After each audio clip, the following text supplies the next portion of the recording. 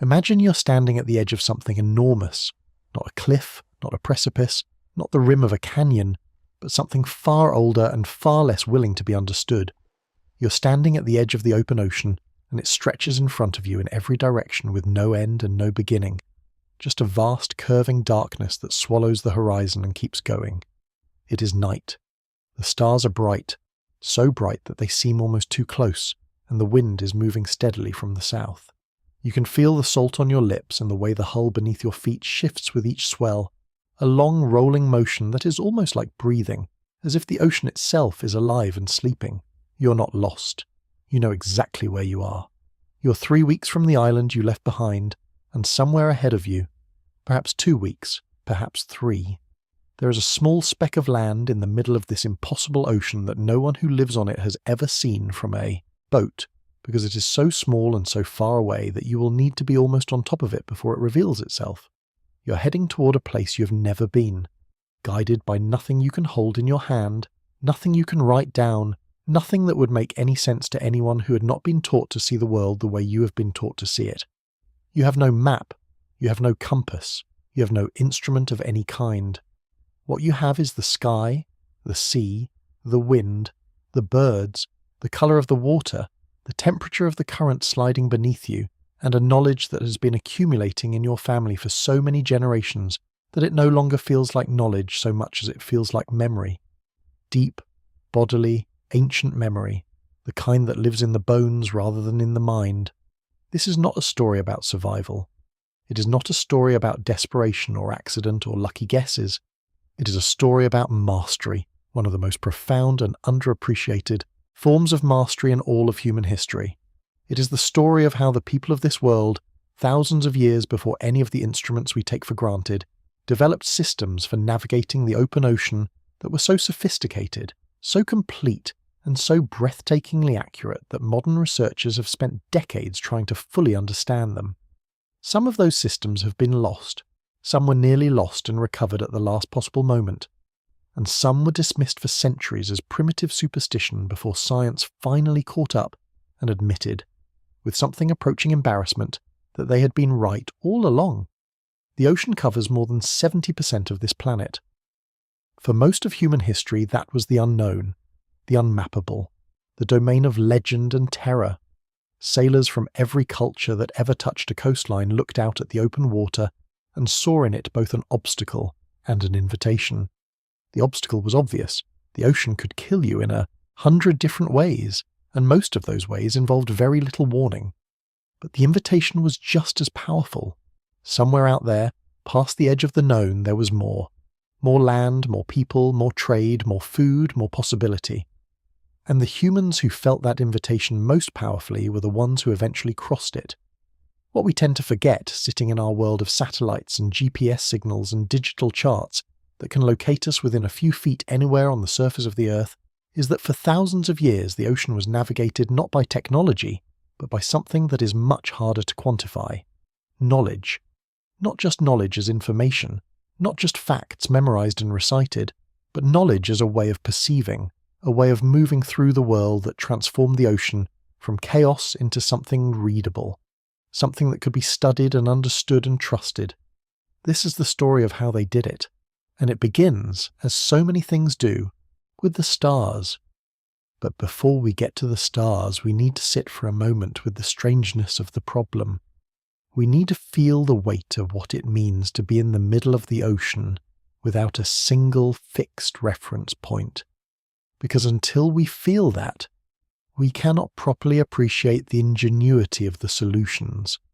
The land is forgiving. On land, you can always stop. You can climb a hill and look around. You can follow a river to the sea or a path to a village. You can ask someone where you are. Even in a desert or a forest, the land is ultimately finite, and if you survive long enough, you will eventually reach the edge of it. But the ocean is not forgiving. The ocean does not offer hills to climb or paths to follow. On the open ocean, every direction looks exactly like every other direction. The water is the same in the east as in the west. There is no fixed point you can reach out and touch. No stone that stays where you left it. You are moving, the water is moving, the wind is moving, and even the stars are moving, slowly but definitely rotating around the pole as the night passes. Everything is in motion, everything is changing, and you need to know, with enough precision to find a speck of land in millions of square miles of water, exactly where you are and exactly where you're going. This is the problem. This is the thing that occupied the most brilliant navigational minds of every maritime civilization for thousands of years, and the solutions they found were, in ways we are still discovering, extraordinary. The oldest known watercraft in the world were not built for ocean crossing. They were dugout canoes and reed boats, meant for rivers and coastal lagoons, for the shallow places where the land was never quite out of sight. The earliest humans who took to the water did so cautiously, hugging coastlines, working their way from headland to headland, bay to bay, keeping the reassuring bulk of the land on one side and the terrifying emptiness of the open sea on the other. This is not cowardice. It is wisdom. The sea will always win in a direct confrontation, and the earliest sailors knew it. But humanity has never been entirely comfortable with caution, and within a few thousand years of our first awkward ventures onto the water, there is evidence that people were already pushing further than sense would seem to allow. We know, for instance, that the ancestors of today's Aboriginal Australians crossed open water to reach the continent of Australia at least 65,000 years ago, perhaps earlier, since the coastlines of that era were different from what they are today, and the crossing would have required travelling across open water for at least 90 kilometres, possibly more. 65,000 years ago, when Homo sapiens had only recently arrived as a species in its modern form, someone built some kind of watercraft, loaded it with people, and sailed deliberately out of sight of land to reach a new continent. What they used for navigation we do not know. What they knew about the sea we can only guess. But they made it, and that fact alone tells us something important. The drive to cross open water is as old as our species, and the ingenuity that made it possible is just as old. By the time we reach the civilizations that left records, the world of ancient maritime navigation was already ancient. The Egyptians were sailing down the Red Sea to a mysterious place they called Punt, probably somewhere on the Horn of Africa or the coast of what is now Somalia, by at least 2500 BCE, perhaps earlier. The ships they used were remarkable things, lashed together from planks of cedar imported from Lebanon, with a single large square sail and banks of oars, capable of carrying trade goods over hundreds of miles of open water. The inscriptions they left behind describe the journeys in tones that suggest great ambition and great danger, and the navigational knowledge involved in making a reliable round trip across the Red Sea and back would have required a sophisticated understanding of the seasonal winds, the currents, and the stars. The Minoans of Crete were sailing throughout the Aegean and beyond by 3000 BCE, building a maritime civilization so extensive and so confident that they barely bothered to fortify their cities. The sea itself was their defence, because no enemy who didn't have ships as good as theirs could reach them. The Minoan trading network stretched from Egypt to Anatolia, from the Greek mainland to the coasts of Syria, and the sailors who made it work were professionals of the first order, men who had spent their lives reading the Aegean weather and learning its rhythms and exceptions. And then there were the Phoenicians. The Phoenicians deserve a moment of genuine admiration, because they were arguably the greatest sailors of the ancient Mediterranean world, and they were doing things that seem almost impossible given what they had to work with. By 1000 BCE, the Phoenicians, based in the city-states of what is now Lebanon, particularly Sidon and Tyre, had established trading colonies all across the Mediterranean. Carthage, which would eventually become a rival to Rome itself, was a Phoenician colony. Their traders reached Britain, sailing around the Iberian Peninsula and up through the dangerous tidal waters of the Bay of Biscay to exchange Mediterranean goods for British tin. Some ancient sources suggest that a Phoenician fleet, commissioned by the Egyptian pharaoh Necho II around 600 BCE, actually circumnavigated the entire continent of Africa, a 3-year voyage of extraordinary ambition and, if it happened, extraordinary navigational achievement. What did they know? How did they navigate? The Phoenicians were famously secretive about their navigational knowledge, treating it as the trade secret it was. A Phoenician captain who knew the routes to Britain and could bring back tin reliably was worth an enormous amount, and the knowledge he carried in his head was not something he shared with competitors. The Greeks complained bitterly about this secrecy.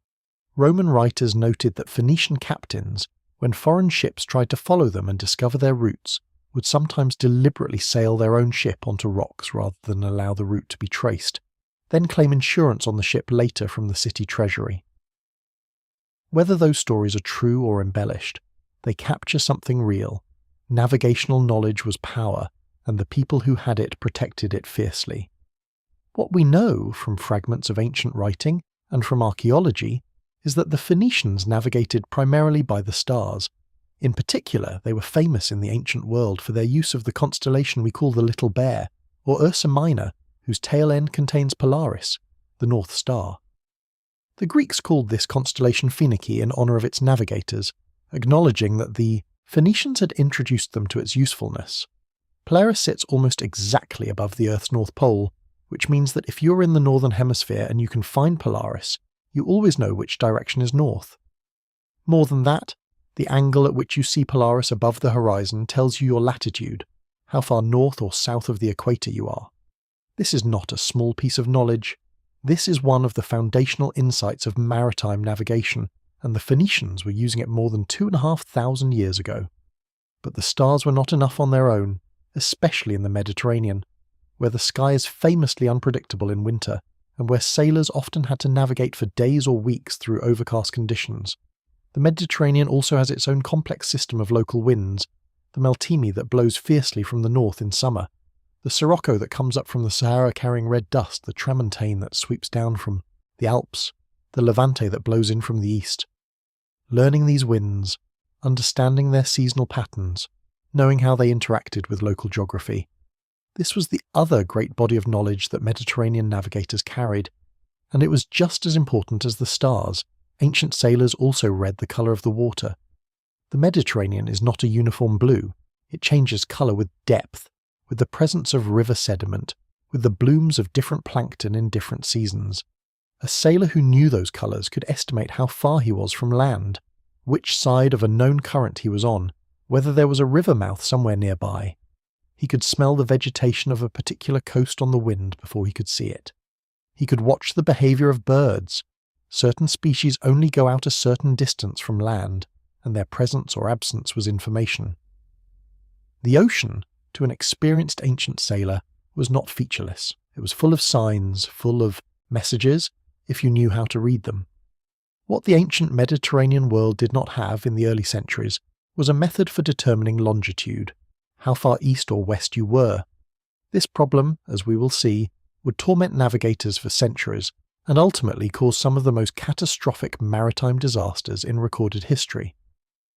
But in the Mediterranean, where you were rarely more than a few days' sail from a coastline, and where you could use the north-south positions of known stars to tell you roughly where you were in latitude, this gap was survivable. You could develop a working system, you could trade, you could build an empire of the sea. The real test, the test that pushed human navigation to its absolute limits, waited further out. It waited in the Pacific. On a clear night, somewhere far from city lights, the sky above you contains between 2,000 and 3,000 stars visible to the naked eye. To the untrained observer, they form a random scatter of light, beautiful but bewildering, with no obvious order or logic. But to a trained navigator, to someone who has spent years learning the sky, those stars form a system, a complete three-dimensional system of reference points that works like a map, a clock, a compass, and a calendar all at once. The first thing to understand about navigating by stars is that stars are not all equal. Some stars are brighter, some are dimmer. Some are fixed and reliable in their position. Others are actually planets, and move in complex ways that require careful tracking. Some stars are visible in both the northern and southern hemispheres. Others are only visible from one side of the equator, which makes them extremely useful as latitude markers. Some stars rise and set in exactly the same place on the horizon every night, which makes them reliable directional guides, even without knowing anything else about the sky. This last fact is the key to starpath navigation, and it is elegant in a way that rewards contemplation. Because the Earth rotates on a fixed axis, Every star rises in the same place on the eastern horizon and sets in the same place on the western horizon, night after night, year after year. A star that rises exactly due east will set exactly due west.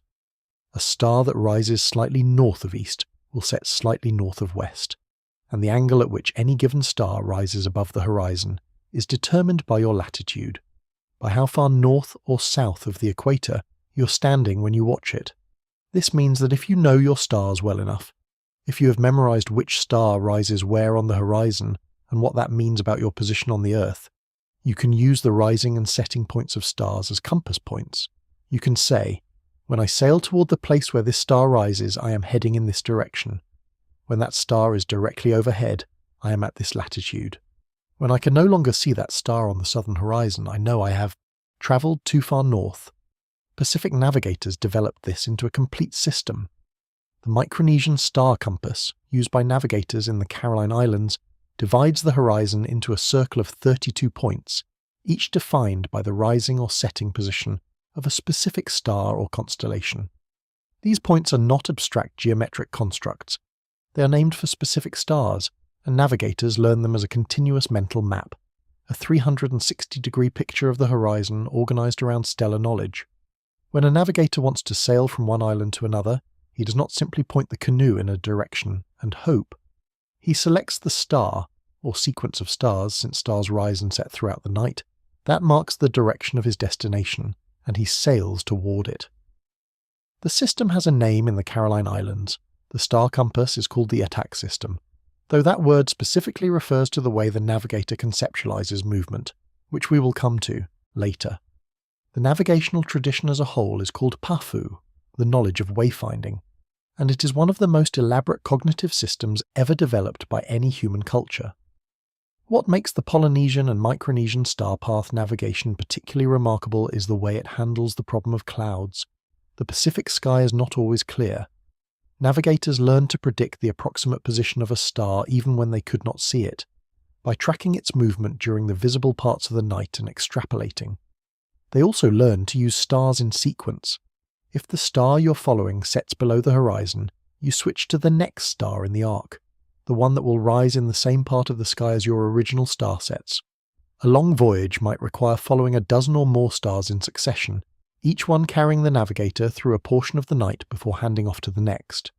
The star Polaris, which sits almost exactly above the North Pole and appears nearly stationary in the sky, was obviously useful to navigators in the Northern Hemisphere, but it is not visible south of the equator.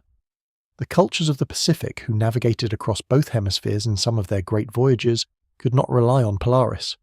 Instead, they used a range of stars and constellations as latitude markers, including the Southern Cross, which is visible from the Southern Hemisphere and points toward the South Celestial Pole in a reliable way. Different cultures named the constellations differently.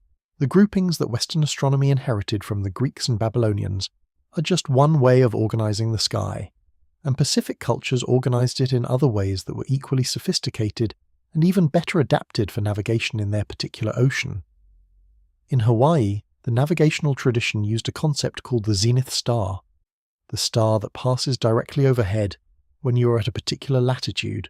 Every place on Earth has a zenith star, a star that, at some point in the night, passes through the exact point in the sky directly above you. If you know which star is the zenith star for your destination island, then as you approach the island you watch for that star to pass through the overhead position. When it does, you are at the same latitude as your destination. You then simply sail east or west along that latitude until the island appears. This technique is breathtakingly clever. It requires no instruments whatsoever. You do not even need to measure angles. You just need to know which star marks the overhead point for the place you are going, and you need to be able to recognize when a star is directly above you, which you do by lying on your back and watching it, or by building a small tube that you can hold straight up and look through. The great Hawaiian navigator Nainoa Thompson, who in the late 20th century revived Hawaiian wayfinding using traditional techniques, described learning to find the zenith star for each island as one of the most profound experiences of his training, the moment when the abstract knowledge became embodied, when the star was not just a fact to be memorized, but a presence to be felt. The Polynesian knowledge of the sky extended far beyond simple directional stars. Pacific navigators knew the heliacal risings of stars, the dates on which particular stars first became visible on the eastern horizon just before dawn, having been invisible for months because the sun was near them in the sky. These heliacal risings served as a calendar, marking the seasons and the times of year when particular voyages were safe to undertake. The Pleiades, known in Hawaii as hokule'a, marked the beginning of the sailing season when they rose in November. Their disappearance marked its end. Navigators also knew the declinations of stars, the astronomical term for how far north or south of the celestial equator each star sits. This knowledge let them calculate latitude changes during a voyage. If you're sailing south from one island toward another, and you want to know how far south you have travelled, you watch which stars have climbed higher in the southern sky, and which stars that were visible last night are now below the northern horizon. The changing sky tells you your position in latitude as clearly as any instrument, if you know how to read it. All of this knowledge, the 32 compass points of the horizon, the zenith stars, the heliacal risings, the latitude calculations, was transmitted orally from master to student through a combination of verbal instruction, song, and practice. There were no star charts, no written instructions, no textbooks. The knowledge lived in people, and when the people who held it died without passing it on, it died with them. This is what made the eventual loss of traditional Pacific navigation so devastating, and the modern revival of it so urgent. But we are getting ahead of ourselves. Before we follow the Polynesian navigators into the Pacific, the greatest story of ocean navigation ever told, we need to understand something about the scale of what they achieved. The Pacific Ocean covers more than 60 million square miles. It is larger than all the land on Earth combined. It contains thousands of islands, most of them tiny, scattered across this enormous expanse of water, like grains of sand thrown across a parking lot. Sailing from one of these islands to another means sailing through conditions that can change without warning, across currents that run in complex patterns, under a sky that is sometimes perfectly clear and sometimes completely obscured, in canoes made of wood and fibre that are extraordinary feats of engineering but are also in the end small wooden boats in a very large and often hostile ocean. When European explorers first encountered the Pacific Islands in the 16th century, they were astonished to find them inhabited, not just by scattered bands of castaways, but by organised, thriving societies connected by regular trading and cultural exchange networks that spanned thousands of miles. The Europeans' first explanation was that the islands must have been settled by accident, that canoes had been blown off course by storms and happened to land on these distant specks of land. The idea that anyone had deliberately sailed these distances seemed to them simply impossible. They were wrong. It took the better part of 3 centuries for that wrong idea to be corrected, and the correction came slowly, uncomfortably, against the resistance of people who found it hard to believe that non-European peoples had accomplished something that Europeans with all their charts and compasses and sextants could barely manage. But the evidence accumulated, and it eventually became overwhelming. The settlement of the Pacific Islands was deliberate, systematic, and extraordinary. It was, arguably, the greatest navigational achievement in human history. The story begins, as nearly all great human stories do, with people leaving. Somewhere around 5,000 years ago, a group of people living on the coast of what is now Taiwan began to move. They were part of what archaeologists call the Austronesian language family, a group of cultures that had developed sophisticated seafaring technology and were already trading and fishing throughout coastal East Asia. Something. Population pressure, curiosity, opportunity, some combination of all three, drove a group of them to build outrigger canoes, load them with tools and seeds and animals, and sail into the open Pacific. They did not go all at once. The movement was gradual, spanning centuries, a slow pulse of exploration and settlement that moved steadily east and south through island Southeast Asia. By 3500 BCE, they had reached the Philippines. By 3000 BCE, they had spread through the western Pacific to what is now Melanesia, and then, around 1500 BCE, something remarkable happened. A subgroup of these people, who archaeologists know as the Lapita culture, developed canoe technology and navigational expertise that allowed them to make sustained open ocean voyages across distances that had never been attempted before. The Lapita sailed east, and they kept sailing east. They reached Vanuatu, New Caledonia, Fiji, Tonga, and Samoa. islands separated from each other by hundreds of miles of open Pacific with no intermediate stepping stones. The canoes they built for these voyages were double-hulled or outrigger designs, what we now call catamarans and proa canoes, that were fast, stable, and capable of sailing into the wind in a way that traditional square-rigged boats could not. A lapita canoe on a good wind could make 200 miles in a day. A modern sailing yacht doing the same thing would not be embarrassed by that number. From the lapita, the people we now call Polynesian descended, and by about 1000 BCE, the Polynesians had embarked on an expansion across the Pacific that is, by almost any measure, the most remarkable story of intentional human migration in the history of the species. They settled the Marquesas Islands. They reached Hawaii, which sits alone in the middle of the North Pacific, more than 2,000 miles from the nearest inhabited island, and established a thriving civilization there. They settled Easter Island, an extraordinary speck of land in the Southeast Pacific nearly 2,000 miles from the coast of South America. They reached New Zealand, the last major landmass on Earth to be permanently settled by humans, around 1250 CE, and there is now compelling evidence, in the form of sweet potato cultivation and chicken bones with Polynesian DNA, that they made contact with the coast of South America, meaning that Polynesian navigators crossed the Pacific in both directions, a return voyage of extraordinary difficulty.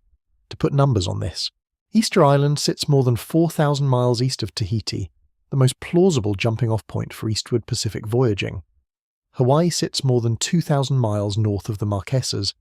New Zealand sits more than 2,000 miles south of Tonga. These are not accidents. These are not lucky drifts.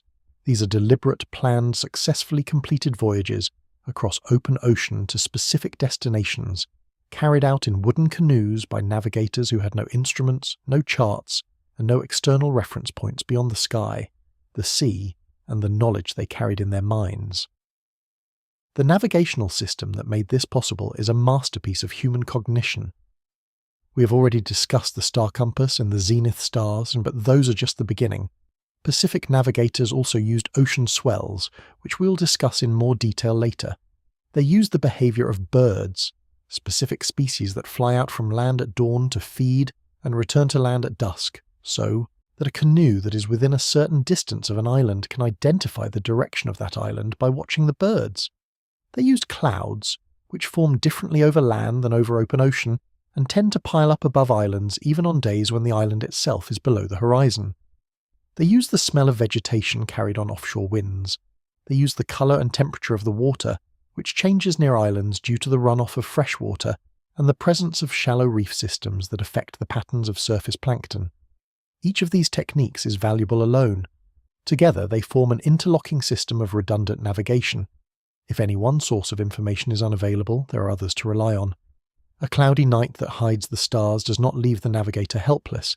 He still has the swells, the birds, the wind, the water. An overcast day that hides both sun and stars still leaves the swells. Even in conditions of very poor visibility, an experienced navigator can piece together enough information to maintain course and estimate position. The concept that most elegantly captures the Polynesian navigation mindset is the one called ETAC in the Caroline Islands, and it is genuinely unlike anything in Western navigational tradition. In Western navigation, we think of the ship as moving and the islands as stationary. We're here, we're going there, we're moving toward a fixed point. But Polynesian navigators conceptualized the voyage differently. In the ETAC framework, the canoe does not move. Instead, the islands move. The island you have left recedes behind you. The island you are heading toward approaches. The reference island, a third island off to one side which you have selected as a kind of fixed reference, slowly slides past you as the voyage progresses, moving backward along the horizon in the direction you came from. This might sound like a mere difference in perspective. After all, the mathematics come out the same regardless of which frame of reference you use. But it is more than that. The ETAC framework gives the navigator a different relationship with space and time. In the traditional Western framework, you are always somewhere on a line between two fixed points, and your task is to estimate how far along that line you have travelled. In the ETAC framework, you are the centre of the universe. Everything else is moving around you. Your position is not a point on a line. It is a relationship between yourself and the moving world around you, and this relationship is updated continuously, in real time, as the stars move overhead and the swells pass beneath you and the birds circle in the distance. The navigator who understood attack was not just someone who knew facts about the sky. He was someone who had internalized a complete model of how the ocean works, a model that lived in his body as much as in his mind, that was updated constantly through sensation and observation, and that gave him a confidence in his position that outsiders often found astonishing and inexplicable. The most famous of the modern navigators who preserved and transmitted this knowledge was a Micronesian man named Mau Piailug, known to those he taught simply as Mau. He was born in 1932 on the tiny Carolinian atoll of Satawal, a strip of land so small that you can walk around it in less than an hour, sitting in the Western Pacific. Satawal was one of the few places on Earth where the traditional navigational knowledge, the star compass, the swell reading, the attack concept, all of it, had survived in something close to its complete form. Mau's grandfather and great-uncle were master navigators, and Mau was selected as a child to receive the full tradition. The training was rigorous and lifelong, involving years of apprenticeship on real voyages, memorization of vast amounts of astronomical and oceanic knowledge, and a series of ritual initiations that formalized the transition from student to master. By the time Mau reached middle age, he was one of perhaps a handful of people in the world who fully possessed the traditional Carolinian navigational knowledge, and then, in 1973, a remarkable thing happened. A group of Hawaiian scholars and activists, people who were in the midst of a cultural renaissance, a movement to recover and revitalize Hawaiian language, arts, and traditions, came to him with a request. They had built a traditional Hawaiian double-hulled voyaging canoe, which they called hokule'a, a name that translates roughly as Star of Gladness, the Hawaiian name for Arcturus, the zenith star of Hawaii. They wanted to sail it from Hawaii to Tahiti, a distance of more than 2,000 miles across open ocean, using traditional navigational techniques. They did not know those techniques themselves. They had been lost in Hawaii for generations. Would Mau come and navigate? Mau hesitated. He was not Hawaiian. The techniques he knew were Carolinian, not Hawaiian, though they had deep common roots. More importantly, he was not sure the people around him understood what they were asking. They were not proposing a recreation. They were proposing to sail a traditional canoe, without instruments, across one of the most challenging stretches of ocean in the world. People could die, but he came. In 1976, after 3 years of preparation, Mau Piailug navigated the hokule'a from Hawaii to Tahiti in 33 days, a voyage of 2,250 miles using nothing but traditional wayfinding techniques. No compass, no GPS, no charts. Just the stars, the swells, the birds, and the knowledge he carried in his memory. He arrived within a few miles of his intended landfall, a precision that stunned the scientists and sailors who were observing the experiment. When the hokule'a arrived in Tahiti, more than 15,000 people were waiting on the beach to greet it. The sight of the traditional canoe, full-sailed in the trade wind, cresting the horizon and coming into a Tahitian shoreline, reduced many of them to tears. They were not just watching a navigation experiment. They were watching a ghost walk back into the world. They were watching something that had been presumed dead. The knowledge, the tradition, the living proof that their ancestors had been not primitive wanderers, but master mariners of the highest order, come back to life in front of their eyes. Mau Piailug continued to share his knowledge for the rest of his life. He taught Nainoa Thompson, who became the first Hawaiian to navigate by stars since the art was lost, and who went on to lead the Polynesian Voyaging Society and revive the practice in Hawaii. He trained navigators from across the Pacific, contributing to a renaissance of traditional wayfinding that continues to this day. He died in 2010 on Satawal, honoured as one of the most important cultural figures of the 20th century Pacific world. His knowledge, which had seemed so close to extinction, lives on in dozens of students who now carry it forward. The story of Mau Piailug is the story of this entire book in miniature. The story of knowledge that was developed over centuries to an extraordinary level of refinement that was nearly lost in the disruptions of colonialism and modernization, and that was recovered, barely by the thinnest of margins, by people who understood what was at stake. It is also a reminder that the most sophisticated navigation ever practiced on this planet was not done with instruments. It was done with minds trained to read the world in ways that most of us have never learned, and never will. While the Polynesian navigators were mastering the Pacific, on the other side of the world a different maritime revolution was unfolding. one that would connect 3 continents in a web of trade so vast and so enduring that its effects are still felt today. This was the story of the Indian Ocean, and it belongs to the Arab, Indian, Swahili and Malay sailors who turned its winds into roads. The Indian Ocean has a secret that took outsiders a long time to understand, but that the people who lived on its shores had known for thousands of years. The wind does not blow randomly. The wind does not blow from one direction all year. The wind changes direction. Twice a year, the entire wind pattern of the Indian Ocean reverses, and this reversal, driven by the seasonal heating and cooling of the Asian landmass, is so reliable that you can set your calendar by it. This is the monsoon. From roughly April to September, the southwest monsoon blows steadily across the Indian Ocean, carrying moisture from the sea to the Indian subcontinent and pushing any ship with a proper sail from East Africa and Arabia northeast toward India. Then, from roughly October to March, the northeast monsoon takes over, reversing the wind direction and blowing ships reliably back toward Africa and Arabia.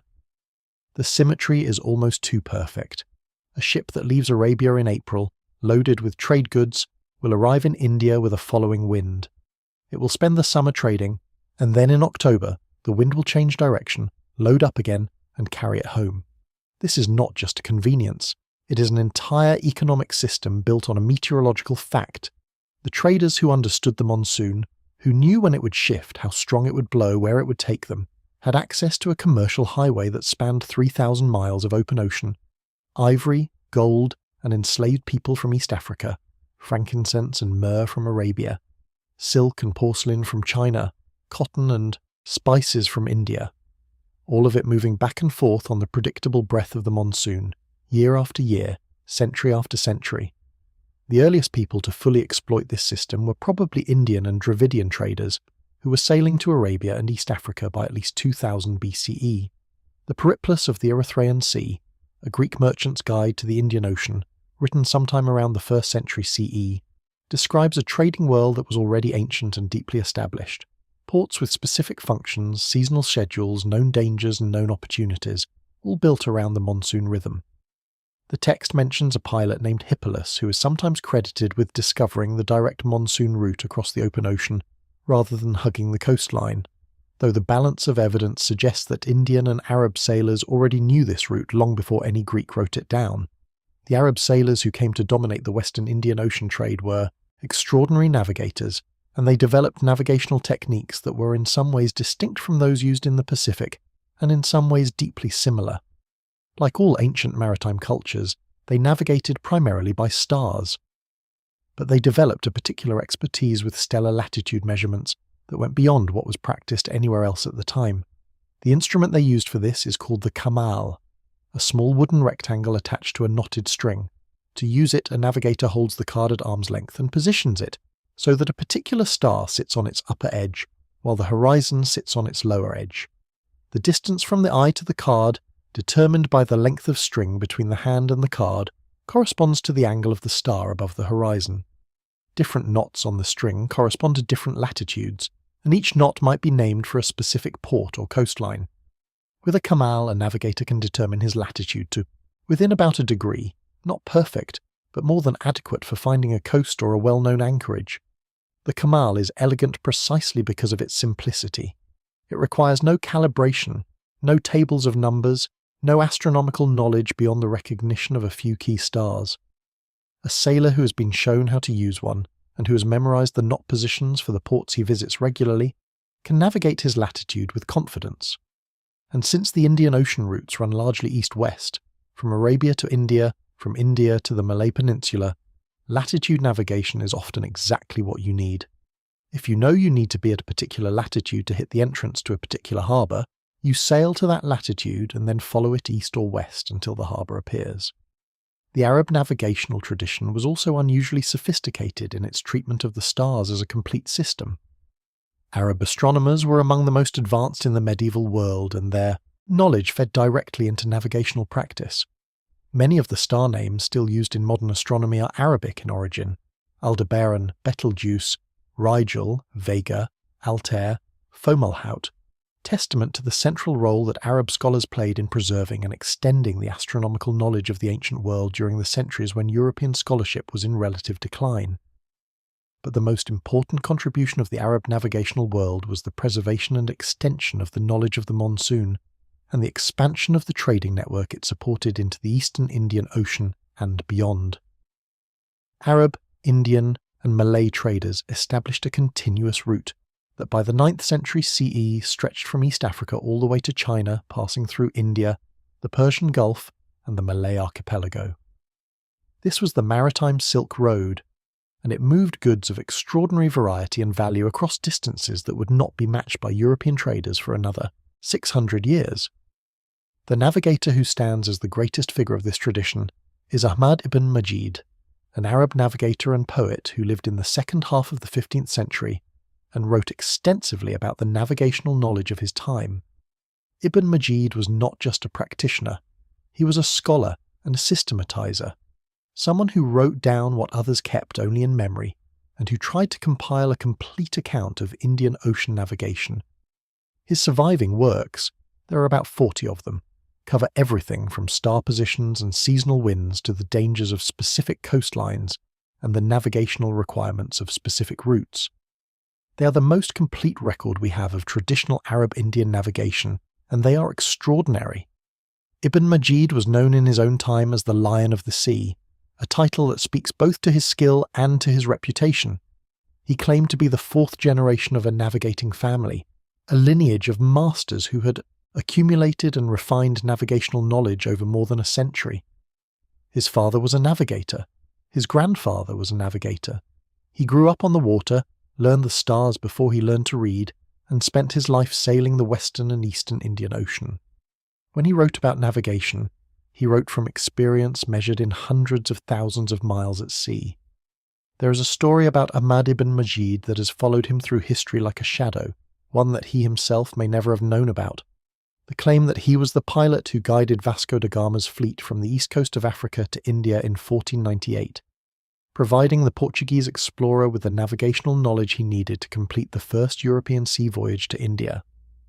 If this is true, it is one of history's great ironies that the opening of the age of European exploration, the event that would ultimately lead to the domination of the Indian Ocean by European powers and the disruption of the Arab-Indian trading world that had flourished for 2,000 years, was made possible by the greatest navigator of that very world. Some Arab sources from the period speak of this with bitterness. Later writers called Ibn Majid a traitor, though the accusation was almost certainly unfair. He could not have known what the Portuguese were ultimately after. Whether or not the story is true, it captures something important. The Arab navigational tradition was not separate from the broader world of knowledge exchange. It was connected to it, in complex and not always comfortable ways. The monsoon highways were not just routes for trade goods. They were routes for ideas, technologies, and cultural practices flowing in every direction at once, carried by sailors who were themselves, in their own way, instruments of the ocean. The dhow, the traditional wooden sailing vessel of the Arabian Sea, is perhaps the best physical embodiment of this tradition. Built without nails, held, together instead with stitching of coconut fibre or with wooden pegs, and fitted with a distinctive lateen sail that hangs from an angled yard and can be swung around to sail effectively into the wind, the dhow was perfectly adapted to the Indian Ocean's conditions. It was light enough to be beached easily, deep enough to carry substantial cargo, flexible enough to handle rough seas without the rigidity that would cause a nailed vessel to break up in a storm, and it was fast. A well-handled dhow in a good monsoon wind was a remarkable vessel, capable of sustained speeds that match many modern small sailing craft. The knowledge of how to build a dhow, how to sail it, and how to navigate the routes it travelled was passed down through family traditions and guild-like systems of apprenticeship. A young sailor from an Arab fishing village would begin by learning the local coastal waters, then expand to longer regional routes, then eventually, if he showed the right combination of skill, intelligence, and courage, be taken on as a junior crew member on the long deep ocean routes to India or East Africa. The knowledge accumulated over a career measured in decades, and a master navigator who had spent 30 years on the Indian Ocean routes was a walking encyclopedia of winds, stars, currents, harbours, dangers and opportunities. This knowledge was precious, and like the Phoenician navigational secrets before it, it was guarded carefully. The great Arab trading houses, the merchant families of Muscat, Aden and the Persian Gulf ports, treated their navigational knowledge as a competitive advantage, not to be shared with rivals. The pilots who guided ships through difficult passages and into hidden harbours were elite professionals, well paid and highly respected, equivalent in some ways to the surgeons and lawyers of their world. And then, beginning in the late 15th century, everything changed. The Portuguese arrived, turn north now from the warm, spice-scented waters of the Arabian Sea and travel a long way, past the Mediterranean, past France and England, up into latitudes where the sea is grey and cold, and the sky is so often overcast that the stars are hidden for weeks at a time, and even the sun sometimes vanishes behind clouds for days. This is the North Atlantic, and it is about as different from the Indian Ocean as a body of water can be. The winds here are not the reliable seasonal winds of the monsoon, but the chaotic, unpredictable gales of the temperate zone, capable of shifting in minutes, building seas of 30 feet and more, and making a mockery of any plan or schedule. It is cold. It is dark. In winter, the high latitudes see only a few hours of grey light between long stretches of full darkness, and the fog, the North Atlantic fog, is legendary, a thick grey curtain that can descend without warning and turn the world to cotton and whispers. These were the waters of the Norse, and the Norse, the people we know in their warrior aspect as the Vikings, were navigators of the first rank, accomplishing things in these brutal conditions that their contemporaries found almost impossible to credit. The Norse settlement of Iceland began around 870 CE. By 985 they had reached Greenland, a voyage of about 900 miles across some of the most dangerous open ocean in the world. And around the year 1000, a Norse sailor named Leif Erikson, working from directions provided by a man named Bjarni Herjolfsson, who had been blown off course and glimpsed an unknown coastline, sailed west from Greenland and made landfall in North America. This was 5 centuries before Columbus. The Norse called it Vinland, and archaeological excavations at Lanso Meadows in Newfoundland have confirmed that a Norse settlement existed there, giving us physical proof of this extraordinary westward reach. What makes this all the more remarkable is the navigational environment. In the Mediterranean or the Indian Ocean, the stars provide reliable guidance. But at the high latitudes where the Norse sailed, 60, 65, even 70 degrees north, the sky is frequently useless. The northern summer brings the midnight sun, when the sky never fully darkens and the stars are invisible. The autumn and winter bring storms and overcast that can hide both sun and stars for weeks. The compass, as we will see, had not yet reached the Norse world. So what did they use? The Norse sagas, the great literary records of Norse history and mythology, written down in the 12th and 13th centuries, but preserving oral traditions that are much older, contain numerous references to navigational techniques. They mention the bearing dial, a circular wooden device marked with directions that may have been used to track the sun's position. They describe experienced navigators reading the ocean itself, the colour of the water, the presence of sea ice, the behaviour of whales and seabirds, the particular feel of specific currents. And they mention, in several places, a mysterious object called the solarstein, the sunstone. The sunstone appears in the sagas as a navigational aid used to find the position of the sun even through clouds or fog. King Olaf's saga, one of the most important medieval Norse texts, contains a famous passage in which a navigator uses a sunstone on a cloudy day to determine the exact position of the sun, and then has his result confirmed when the clouds part. The passage is brief and matter-of-fact, suggesting that the technology was well known and widely used. But for centuries, historians were not sure whether to take it literally or treat it as a literary convention, a piece of mythology dressed up as fact. Then, in 2011, a remarkable discovery was made in the wreck of an Elizabethan warship that sank in 1592. Among the salvaged objects was a nearly perfect cube of translucent crystal, identified as a piece of Icelandic spar, a specific crystalline form of calcite that is found in Iceland and has a remarkable optical property. When you look through a piece of Icelandic spar, it splits every beam of light into 2 beams, slightly separated, and this splitting responds to the polarization of light in a specific way.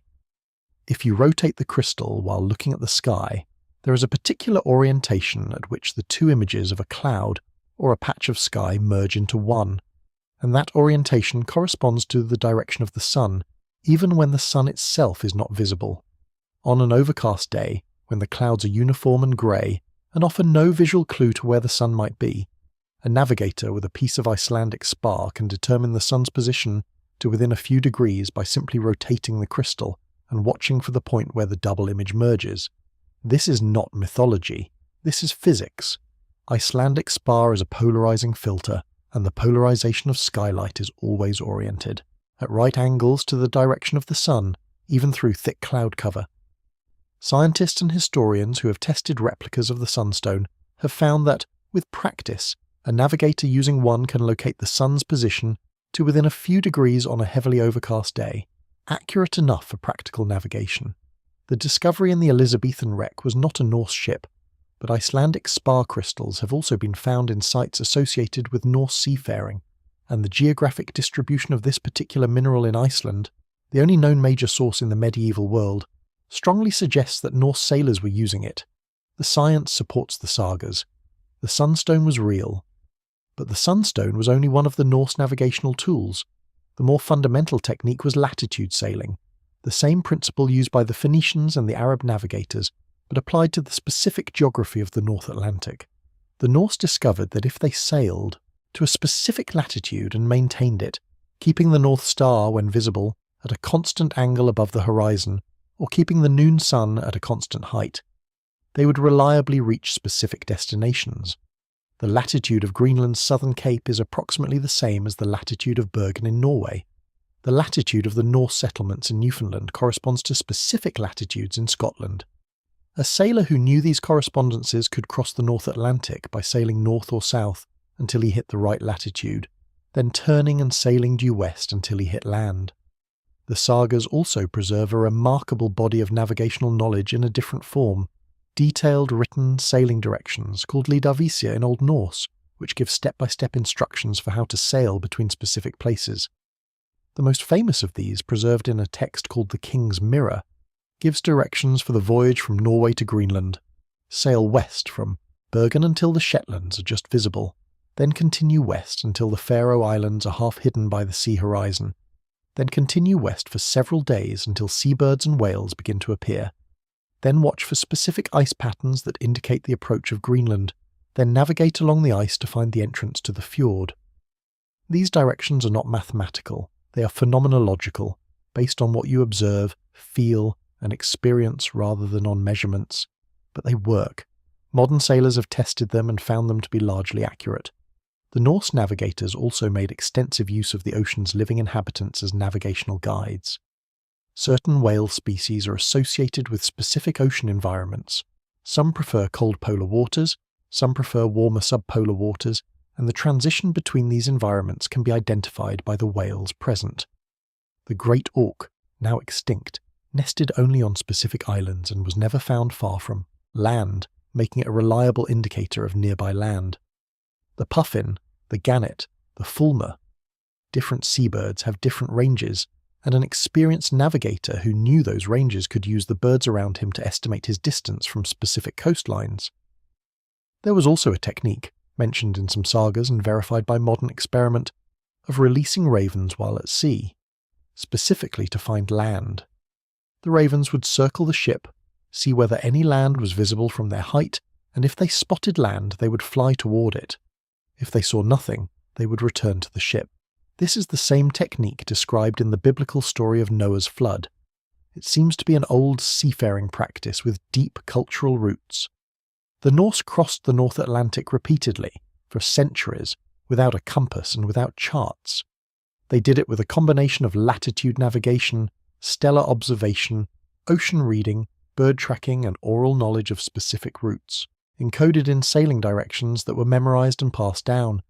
They did it in open, clinker-built wooden ships that were magnificent seagoing vessels, but offered no shelter and no protection from the cold. They did it in conditions that modern yachtsmen, equipped with radar and GPS and weatherfax and emergency position indicating beacons, still find formidable, and they did it reliably enough to maintain colonies in Iceland and Greenland for centuries, with regular contact back to Norway. The Norse saga literature, for all its focus on warrior glory and heroic death, is at its heart a literature of navigation. The voyages of Leif Erikson and his contemporaries are described with the same pride and reverence as the battle deeds of their warriors, because crossing the North Atlantic was understood to be a feat of equivalent courage and skill. The sea was an opponent, and the navigator who could defeat it deserved the same honour as the warrior who could defeat an enemy on land. What the Norse could not control, and what ultimately limited their expansion into North America, was not navigation, but settlement. They found Vinland, but they could not hold it. The indigenous peoples of the continent were not receptive to colonization in the way that the uninhabited islands of Iceland and Greenland had been, and the Norse settlements in North America were abandoned after a short time. The navigational achievement remained, extraordinary and largely unrecognized for centuries, until archaeology finally confirmed what the sagas had claimed all along, that European feet had stood on American soil 500 years before 1492. While the Norse were crossing the North Atlantic by star and sunstone, and the Arab sailors were threading the monsoon highways of the Indian Ocean, the Mediterranean world was developing its own navigational tradition, one that would eventually feed into the great age of European exploration and change the world's map forever. This tradition was built around two things that were genuinely new in the history of navigation: the written sailing guide and the Portolan chart. The Mediterranean is, as bodies of water go, relatively forgiving. It is enclosed on all sides, meaning that no matter how badly you lose your way, you will eventually hit a coast. It is shallow enough in many places that soundings with a weighted line can confirm your position. The tides are minimal compared to those of the Atlantic, which simplifies coastal navigation considerably. And the weather, while often violent and unpredictable, follows patterns that can be learned and used. The most important of those patterns was the wind system. The Mediterranean has a complex but learnable set of regional winds, each with a name and a character and a season. By the early medieval period, these winds had been organised into a system. The wind rose, a compass of 8 winds and eventually 16, then 32, each named and positioned on a circular diagram. This was not just a decorative device.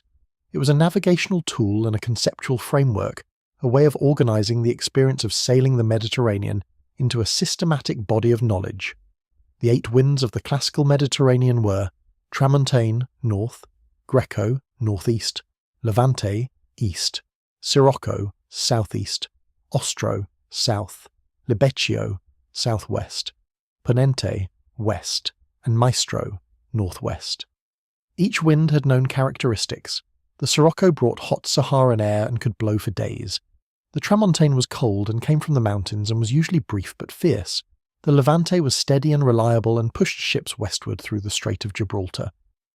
A sailor who knew these winds and their seasonal patterns could plan voyages around them, waiting for the right wind rather than fighting the wrong one.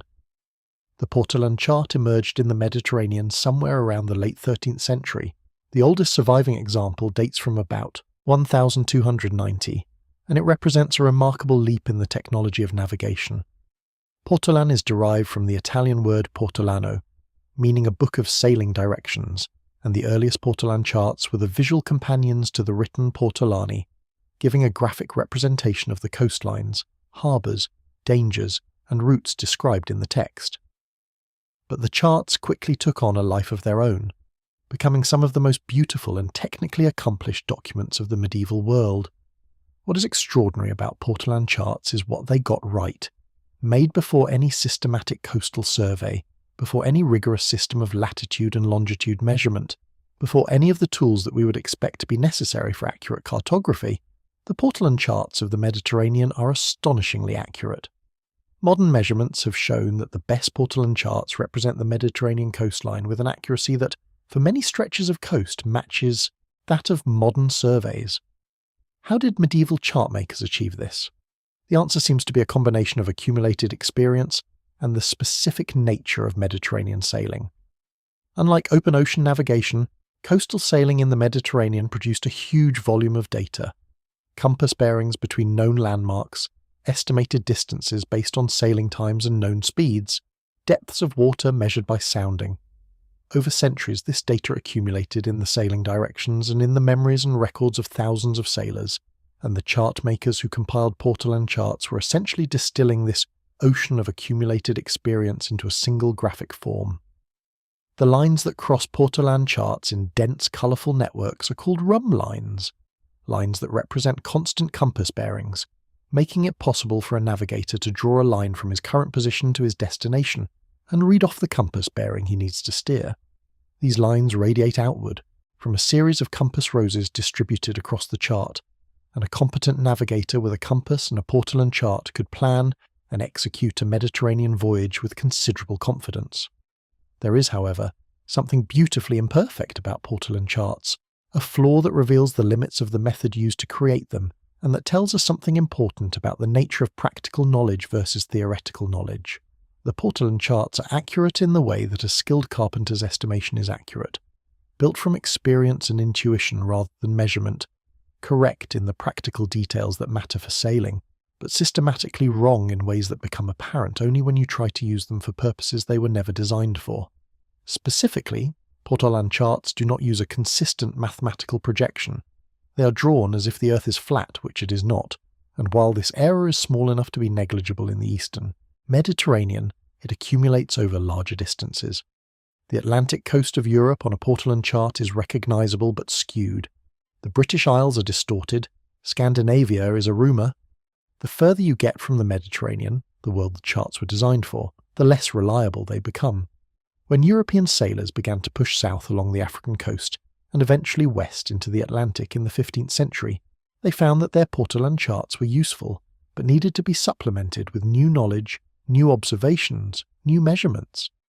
The transition from Portolan chart to true navigational chart, one based on systematic latitude and longitude measurements rather than accumulated sailing experience, was the central navigational project of the 15th and 16th centuries, and it was driven largely by the Portuguese.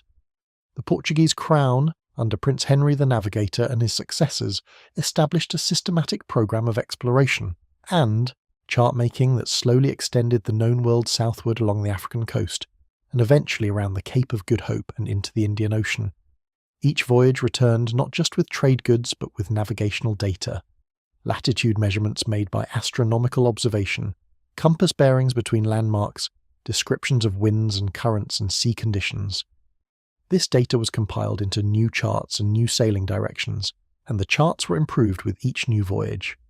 The result, by the end of the 15th century, was a body of navigational knowledge about the Atlantic coast of Africa that was far more accurate and systematically organised than anything that had existed before. It was also jealously guarded. The Portuguese treated their charts as state secrets, punishable by death to reveal to foreigners. The age of systematic cartography had arrived, but it was still firmly in the service of national advantage and commercial power. The Portolan chart, meanwhile, never quite died.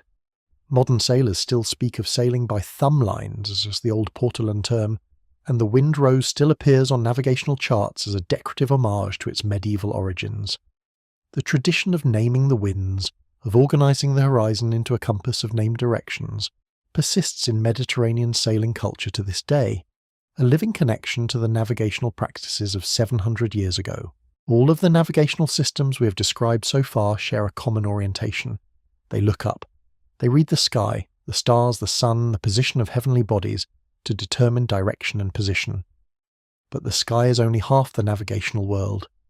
The other half lies beneath the keel, in the water itself, and the navigators who truly mastered their craft were those who learned to read both, who could hold the sky map and the sea map simultaneously in their minds and integrate them into a single, continuous picture of where they were and where they were going. The ocean is not still. Anyone who has spent time on the water knows this in the most basic sense. Waves, chop, the confused motion of a sea after a storm. But beneath the surface noise of waves, which are generated by local wind and are therefore variable and unpredictable, there is something quite different: the swell. Swells are waves that have been generated by distant weather systems, sometimes thousands, of miles away, and by the time they have travelled that distance they have sorted themselves into long, regular rolling trains of energy. A swell generated by a storm in the North Pacific will travel south and west for weeks, its wavelength growing and its height reducing as it travels until it arrives, still regular, still rhythmic, still pointing back in the direction it came from, at an island in the Central Pacific, and it arrives from exactly the same direction every day, regardless of what the local wind is doing.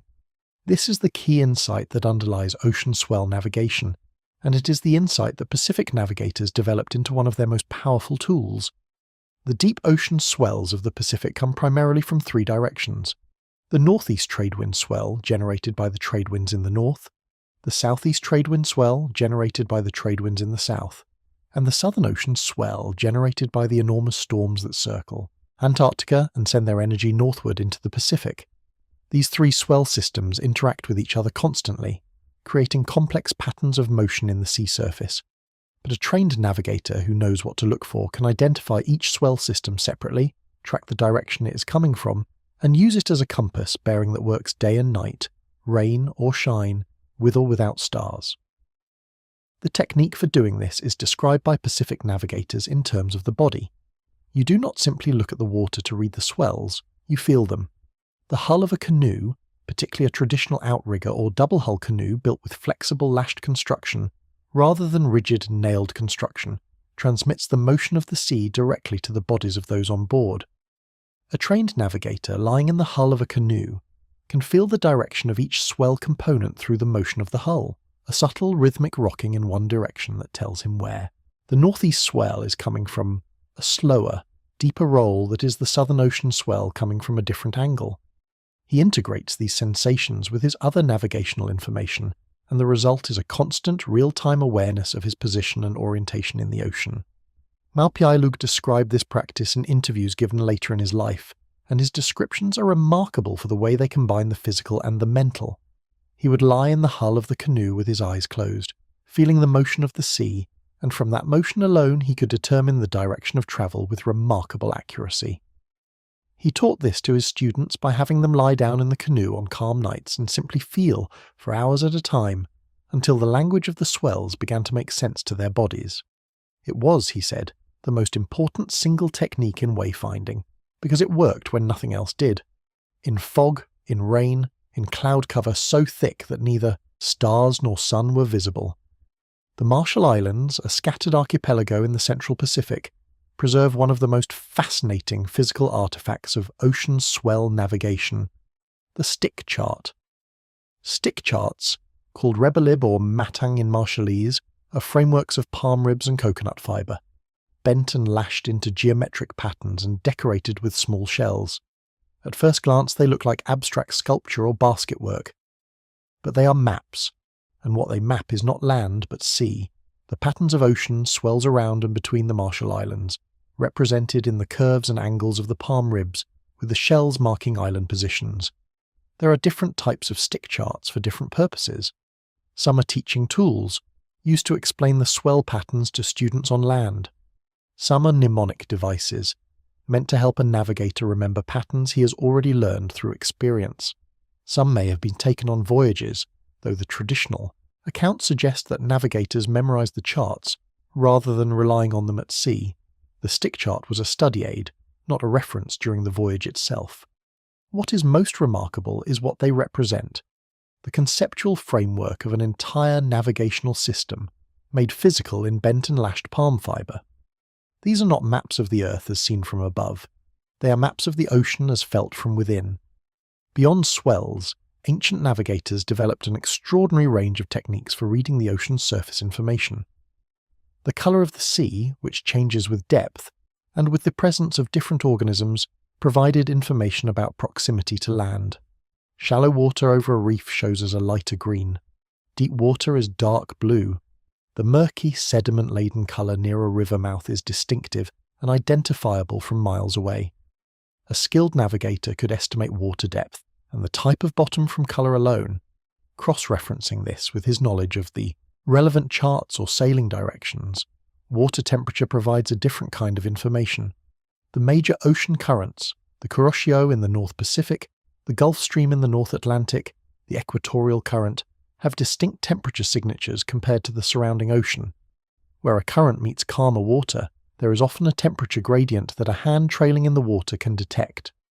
Fishermen and navigators who spent enough time at sea developed an intuitive feel for these temperature changes and could use them as markers of position, the same way a driver on a familiar road recognizes a particular landmark. And then there were the birds. The relationship between birds and sailors is ancient and deep, and it runs through the navigational traditions of virtually every maritime culture in the world. Different species of seabird have different habits and different ranges, and a navigator who knew those habits could read the birds around his vessel as a continuous commentary on his position and his proximity to land. The frigate bird, common in the tropical Pacific, never lands on the water. It must return to land to roost. When you see frigate birds in the late afternoon, they are flying toward land. Their direction of flight tells you where the nearest island is. The booby, a large seabird with distinctive colouring, has a specific foraging range. It goes out to sea in the morning and returns to its nesting island at dusk. Watch which way the boobies are flying at dawn and at dusk, and you know the direction to the nearest island in each case, even if it is below the horizon. The noddy tern, which nests on small islands and atolls, tends to circle near the reefs around its nesting site, and its presence in a previously empty sky can alert a navigator to an island not yet visible. Even flying fish, which scatter explosively from the surface when a boat approaches, told experienced navigators something. Different species preferred different water temperatures and depths, and their presence or absence confirmed or questioned the navigator's estimate of his position. Clouds formed differently over warm, shallow water than over cold, deep water. Phosphorescence, the bioluminescent glow of disturbed seawater at night, was more intense in certain parts of the ocean and at certain times of year, and navigators used it as an environmental indicator. All of this amounts to a sensory integration that is genuinely hard to describe to someone who has not experienced it. The navigator, as a receiver of information from every direction simultaneously, processing it all continuously, updating a mental model of position and environment in real time. It is not calculation. It is not mathematics in the Western sense. It is a trained perception, a learned way of experiencing the world that makes the ocean legible in a way that it is not legible to the untrained observer. And it took years, sometimes decades, to develop fully. The ancient Chinese had a saying that was sometimes applied to navigation. The wise man does not fear the sea, he reads it. The sentiment applies equally to every maritime culture that developed sophisticated ocean navigation. Fear of the sea, the appropriate rational fear of something that can kill you without effort, was never absent. But it was supplemented by knowledge, and knowledge transformed fear into respect, and respect into the confidence needed to set out across open water and keep going. Sometime around the 4th century BCE, in a world far removed from the ocean and its navigation, a Chinese court diviner picked up a piece of naturally magnetic iron ore, a mineral the Chinese called a loving stone, or xixi, and noticed something peculiar. When he placed it on a flat surface and let it turn freely, it oriented itself. It always came to rest, pointing in the same direction, regardless of how he positioned it beforehand. The loving stone had a preference. It always wanted to face the same way. This observation did not immediately produce a navigational instrument. For more than 1,000 years after Chinese scholars first documented the directional properties of magnetite, the knowledge was used for purposes entirely different from navigation. Chinese geomancers used magnetic needles and spoon-shaped magnets to determine the auspicious orientation of buildings, tombs, and sacred sites. The compass, if we can call the earliest devices by that name, was a tool of feng shui, of cosmic alignment, of the relationship between human constructions and the patterns of heaven and earth. Its use was philosophical and spiritual before it was practical.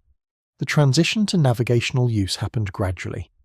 By the 9th century CE, Chinese texts begin to mention the use of magnetized needles to check direction at sea, specifically in conditions of overcast sky when stars and sun were unavailable. These early navigational compasses were crude by later standards, a magnetized needle floating on a piece of straw in a bowl of water or suspended on a thread, turning until it pointed north-south. But even in this primitive form, the compass offered something genuinely new to navigation. A reliable directional reference that worked in complete darkness, in heavy cloud, in fog and rain, at any latitude and in any sea conditions. The Chinese did not immediately recognize the full navigational potential of their invention. The great expansion of Chinese maritime activity that would eventually put Chinese ships throughout the Indian Ocean and into the Western Pacific was still centuries away. But the compass was quietly spreading through the Chinese maritime world, becoming a standard tool on trading vessels in the South China Sea and the East China Sea, carried by the merchants who connected the great port cities of southern China with the trading networks of Southeast Asia. By the 12th century, the compass had travelled along those same trade routes to the Arab world, possibly via India, where the instrument seems to have arrived sometime in the 11th century.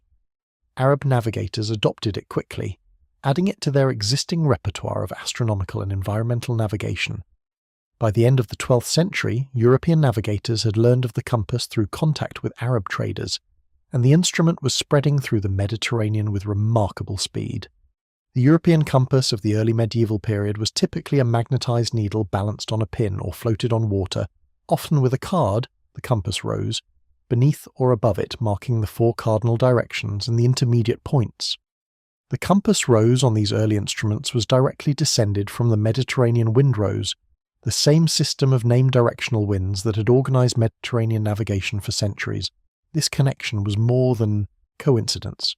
The compass replaced the wind as the primary directional reference, but the conceptual framework, the horizon divided into named directions, remained the same.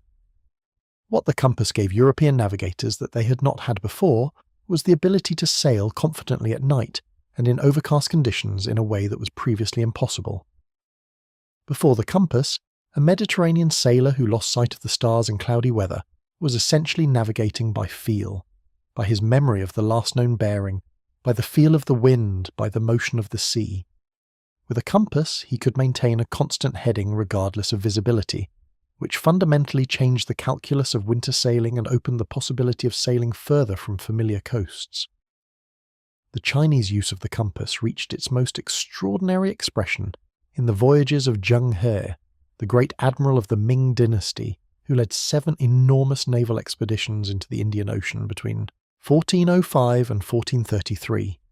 Zheng He commanded fleets that were, by the standards of the time, almost inconceivably large. The largest ships in his fleet, the so-called treasure ships, are described in Chinese records as being about 130 meters long, roughly 5 times the length of Columbus's Santa Maria, though historians debate whether the records are accurate or somewhat exaggerated. Even the smaller vessels in his fleet were formidable, and the total number of ships in his armadas ranged from 40 to over 100. Zheng He's fleet sailed to Southeast Asia, to India, to the Persian Gulf, to East Africa. They reached as far south as the Zanzibar coast, where Chinese porcelain from this era is still occasionally found in archaeological excavations.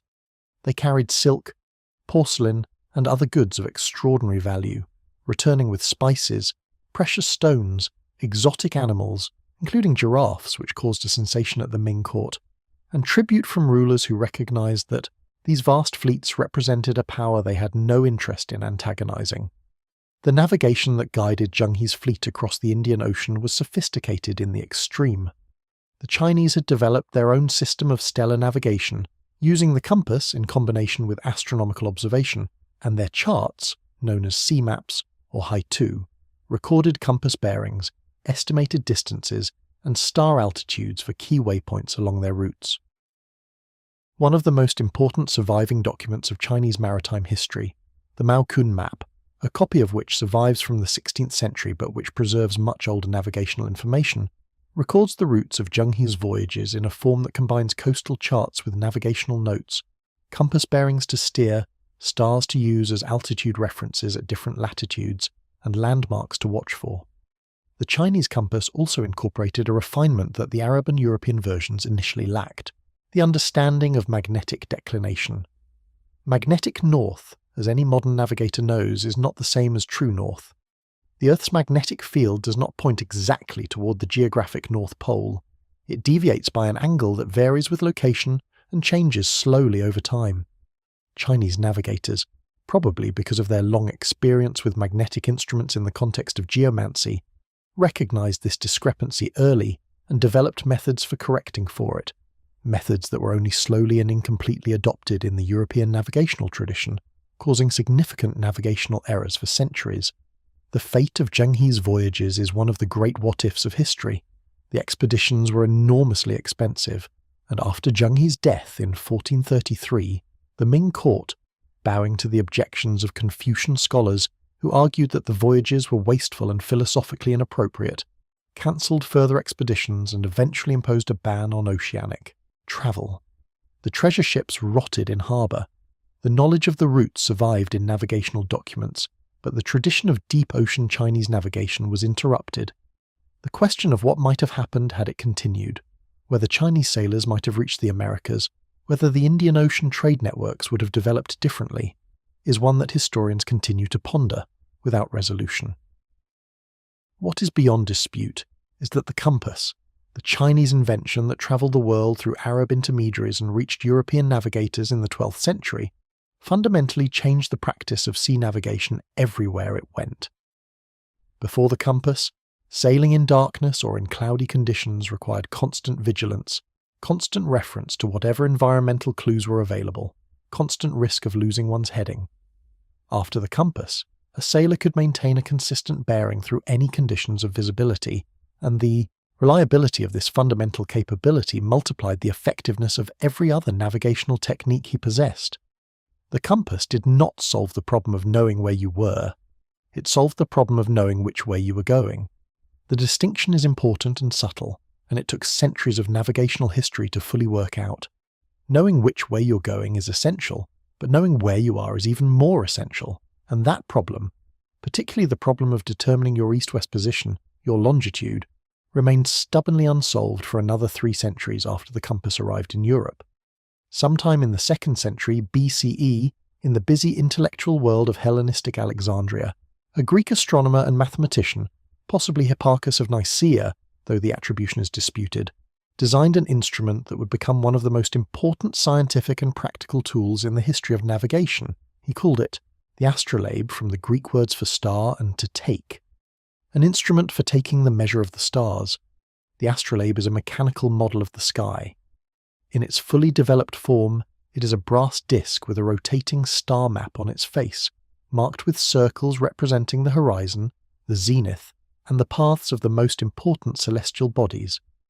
It has a rotating arm on the back, called an alidud, that allows you to measure the angle of a star or the sun above the horizon by sighting along it. And it has a series of interchangeable plates, each designed for a different latitude, that allow the instrument to be used anywhere on Earth. With an astrolabe, a navigator can determine the time of day from the sun's position. He can determine his latitude from the altitude of a known star. He can predict the rising and setting times of celestial bodies.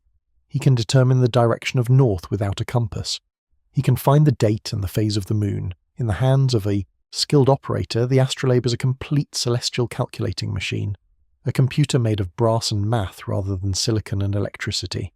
The astrolabe was the great instrument of Arab astronomy and navigation throughout the medieval period, and it reached the Latin West sometime in the 10th or 11th century, probably through contact with Arab scholars in Spain.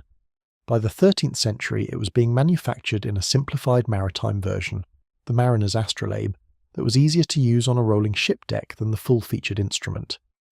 Geoffrey Chaucer, the English poet who wrote the Canterbury Tales, also wrote a complete treatise on the astrolabe, evidence of how central the instrument had become to educated European culture of the 14th century. But the astrolabe was not the only instrument developed for measuring celestial angles. In the Arab world, a simpler device had been in use for centuries, the kamal that we met earlier in the context of Indian Ocean navigation. The kamal is nothing more than a small wooden rectangle attached to a knotted string, but in its simplicity it achieves something that the expensive and complex astrolabe achieves with far more apparatus. It measures the altitude of a star above the horizon. That's all it does. And for the specific purpose of latitude navigation on a north-south trade route, like the routes across the Indian Ocean, that's often all you need. The kamal works on the principle of similar triangles. If you hold the card at arm's length and adjust it so that the lower edge lies on the horizon and the upper edge lies on the star you're measuring, the distance between your eye and the card, which corresponds to a specific knot on the string, encodes the angle of the star above the horizon. Different knots correspond to different angular measurements, and those measurements correspond to different latitudes. To navigate from Arabia to a specific port in India, you sail until the North Star, or whichever star you're using for latitude, sits at the level corresponding to the correct knot. Then you follow that latitude east until you reach the coast. The elegance of the kamal is that it calibrates itself to the individual user. Because different people have different arm lengths and slightly different visual habits, a kamal that has been made and calibrated for one person's arm length may not be accurate for another person. But a navigator who makes his own kamal and calibrates it himself, marking the knots against known landfalls visited during his apprenticeship, creates an instrument precisely fitted to his own body. The technology is intimate in a way that the astrolabe, a precision-manufactured instrument made by a craftsman, can never be. For measuring the angle of the sun, which you cannot safely look at directly, Arab navigators also use the shadow staff, a vertical rod whose shadow length on a horizontal surface depends on the sun's angle above the horizon. At a known time of day, specifically at solar noon, when the sun is at its highest point in the sky, the shadow length gives the sun's altitude, which gives the latitude. This is a clumsy instrument compared to the astrolabe or kamal, but it requires no specialized knowledge to construct and no exotic materials, just a straight stick and a flat surface. European navigators, as they pushed south along the African coast in the 15th century, developed their own variant of the shadow staff, the cross staff, a simple wooden device consisting of a graduated rod along which a smaller crosspiece could be slid. The observer held one end of the rod to his eye and slid the crosspiece until one end aligned with the horizon and the other with the star or sun he was measuring. The position of the crosspiece on the rod then gave the angle directly. Like the kamal, the cross staff was simple, cheap, robust and accurate enough for the purpose. By the late 15th century, it was the standard navigational instrument of Portuguese ocean-going ships. All of these instruments, the astrolabe, the kamal, the cross staff, share a fundamental limitation that was not fully understood until the problem became acute. They measure latitude very well, but they measure longitude not at all. This is not a technological failing of the instruments themselves, it is a mathematical consequence of the Earth's geometry. Latitude, your distance north or south of the equator, can be determined from the angle of celestial bodies above the horizon, and this measurement requires nothing more than an accurate angle measuring instrument and a clear view of the sky. Longitude, your position east or west around the globe, is much harder, because the Earth's rotation means that the position of celestial bodies in the sky changes continuously as the Earth spins, and determining longitude requires knowing not just the position of a celestial body, but also knowing the exact time at that moment and at the prime meridian simultaneously. In other words, determining longitude requires a clock, not any clock, a clock of extraordinary precision, capable of maintaining accurate time through weeks or months of rough ocean voyaging, with its mechanism exposed to temperature changes, humidity, salt spray, and the violent motion of a ship in a storm.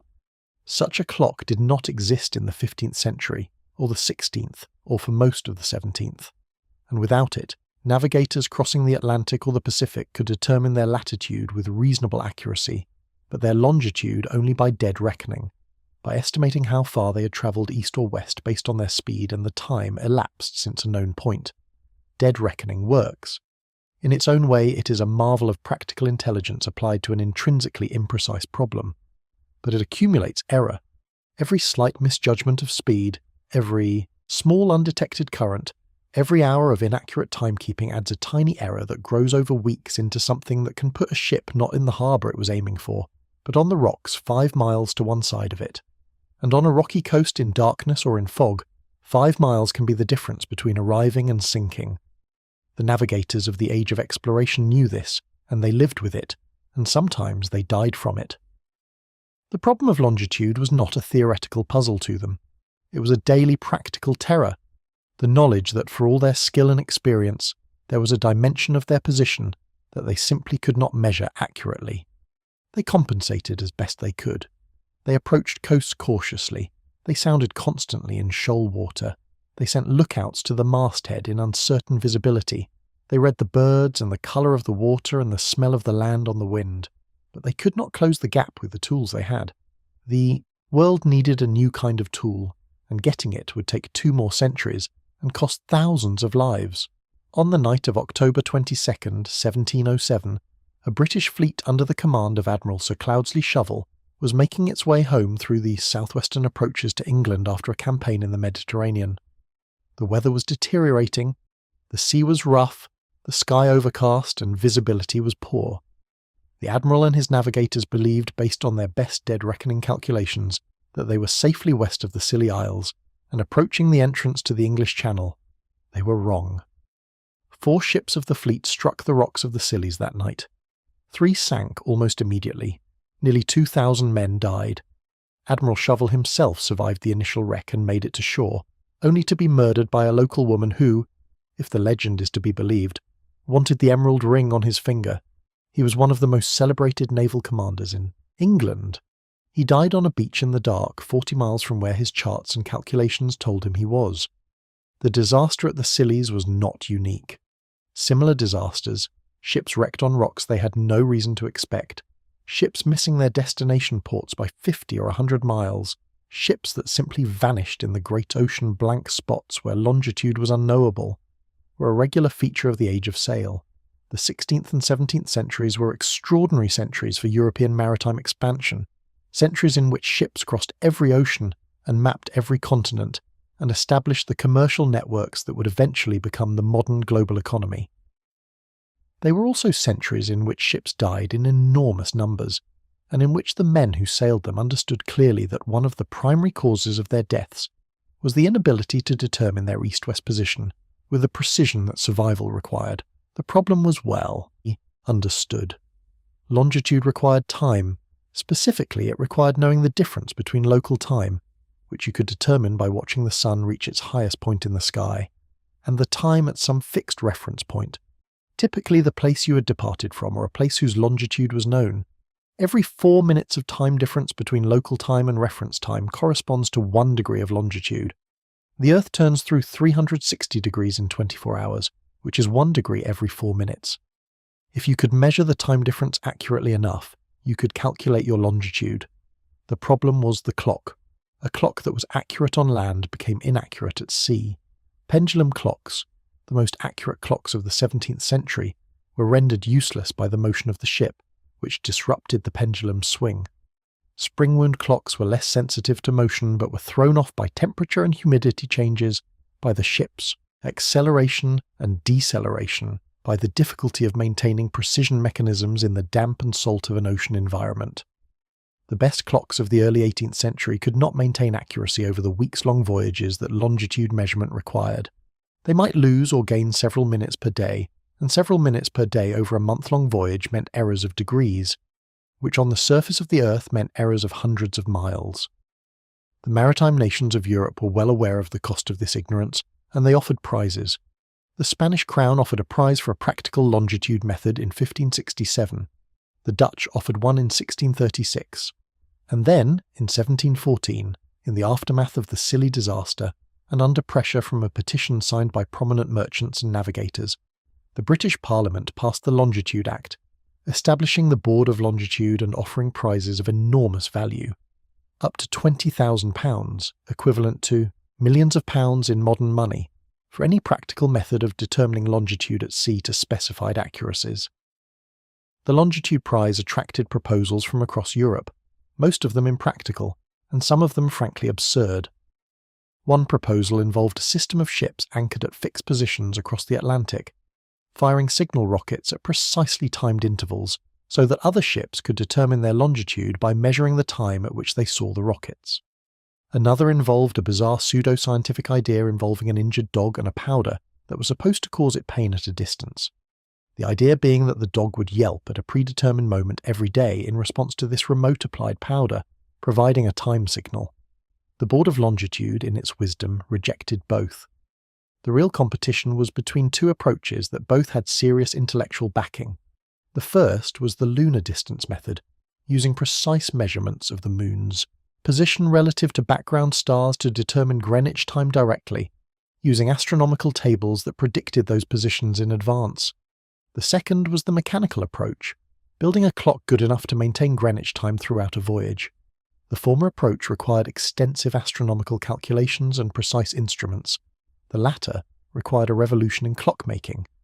The man who achieved that revolution was a Lincolnshire carpenter and clockmaker named John Harrison, who spent 40 years of his life pursuing the Longitude Prize with a combination of genius, stubbornness, and what can only be described as obsessive determination. Harrison was not a man of science in the 18th century sense. He had no university education, no connections to the scientific establishment, no patrons at the Royal Society. He was a craftsman who had taught himself clockmaking from books and experience and who had an intuitive feel for the behaviour of mechanisms that went beyond anything he had been formally taught. Harrison's first sea clock, completed in 1735 and known to history as H1, was a mechanical marvel, a large brass device with counterbalancing mechanisms designed to compensate for the ship's motion, bimetallic temperature compensation devices to adjust for temperature changes, and anti-friction bearings that reduced the energy lost to friction to levels previously thought impossible. H1 was tested on a voyage to Lisbon in 1736 and performed remarkably well, coming within 30 miles of the correct longitude at the end of the voyage. The Board of Longitude was impressed but cautious. 30 miles was good, but the prize required 50 miles or better over a voyage to the West Indies and back. Harrison went back to work. H2, completed in 1741, was a refinement of H1. H3, completed in 1759 after nearly 20 years of work, incorporated a crucial innovation, a bimetallic strip that compensated for temperature-induced changes in the spring tension that brought the accuracy to a level the earlier versions had not achieved. But the most elegant solution Harrison found was not H3 at all. While working on H3, he had a revelation. The mechanisms he had designed for his large sea clocks could be miniaturized. The essential features that made a sea clock accurate, temperature compensation, friction reduction, the elimination of pendulum dependence, could all be incorporated into a watch, a pocket-sized device rather than a cabinet-sized one. H4, the small watch that Harrison completed in 1759, was a revolution.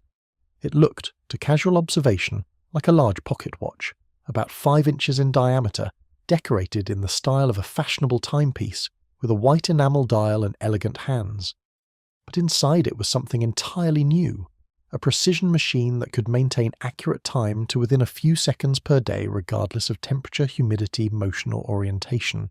When H4 was tested on a voyage to Jamaica in 1761, it accumulated a total error of 5 seconds over 81 days at sea, a longitude error of less than 2 miles, not 30 miles, not 10 miles, less than 2 miles.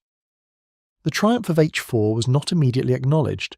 Harrison spent years fighting the Board of Longitude, which was dominated by astronomers who preferred the lunar distance method, and were reluctant to credit a clockmaker with solving the problem that had defeated the best scientific minds of Europe. Harrison was eventually paid a portion of the prize money, but never officially awarded the full longitude prize. The politics and jealousy of the scientific establishment prevented it. He died in 1776 at the age of 82, a celebrated but not fully vindicated figure, his achievement not yet fully incorporated into the practices of the Royal Navy. But the clock worked. The technology spread.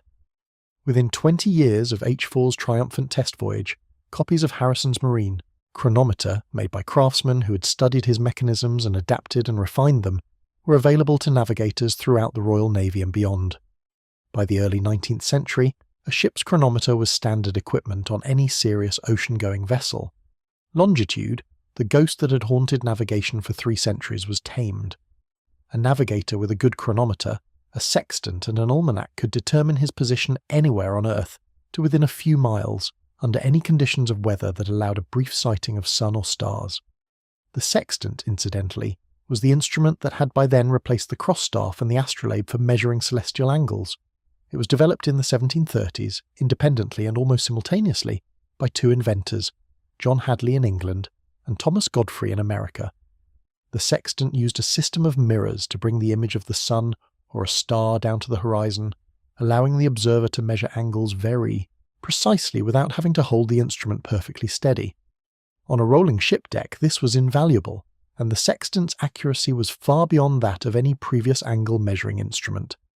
A sextant in skilled hands, combined with a good chronometer and an accurate almanac, could determine a ship's position to within a mile or 2, precision that would have seemed miraculous to the navigators of even a century before.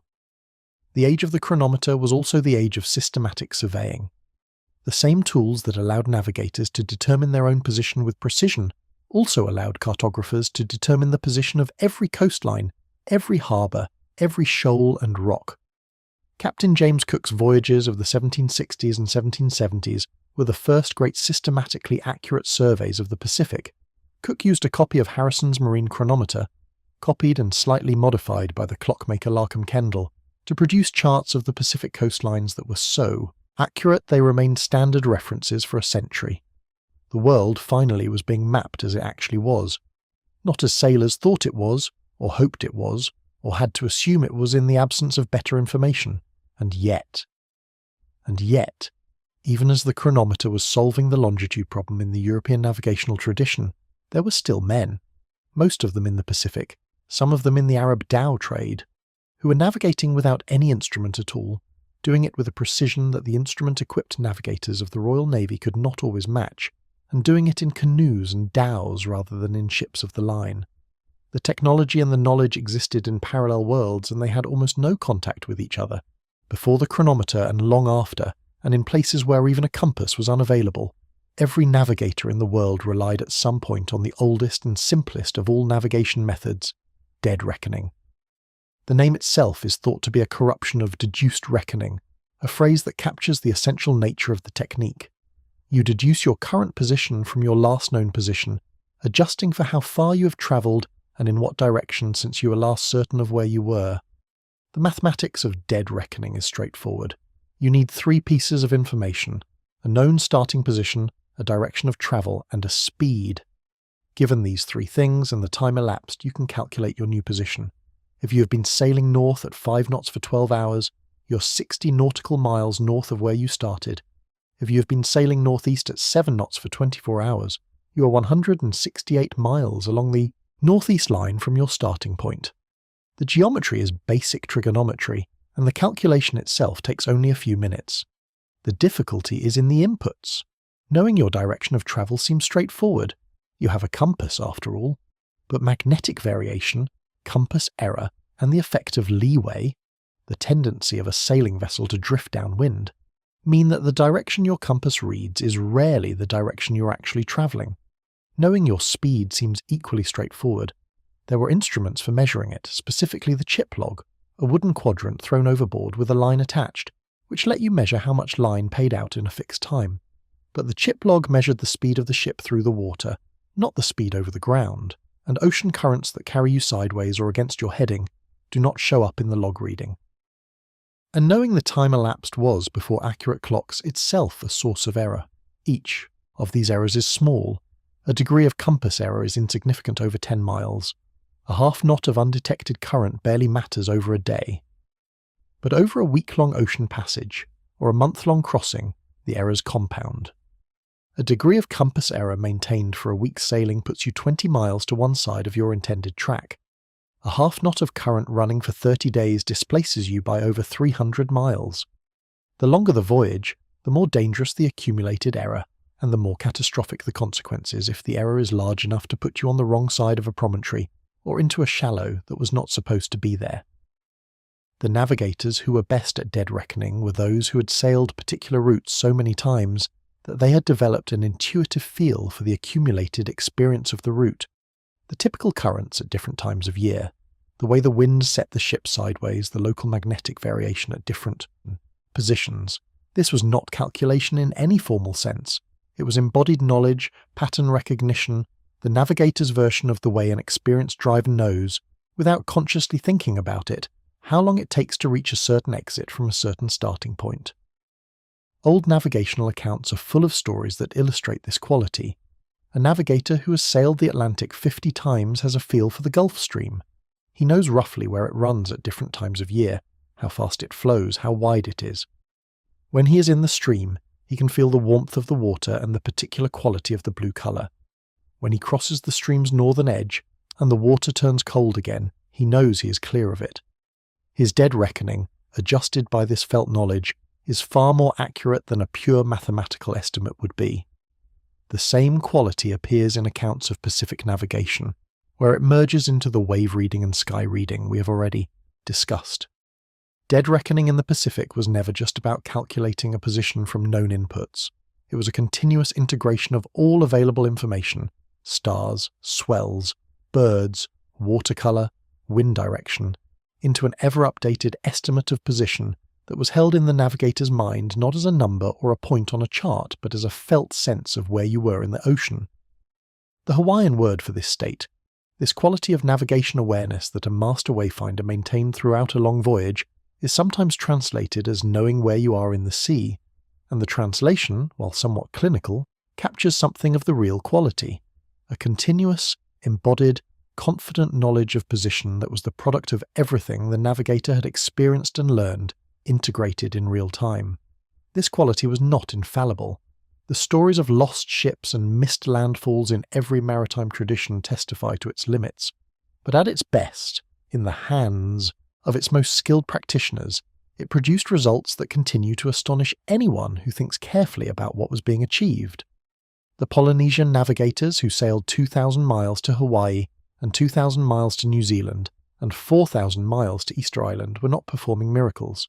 They were performing an extremely refined version of the same basic skill that every sailor uses every time he goes to sea without electronic aids. The skill of knowing where you are in the absence of direct evidence, by accumulating and integrating every indirect piece of evidence that the world provides.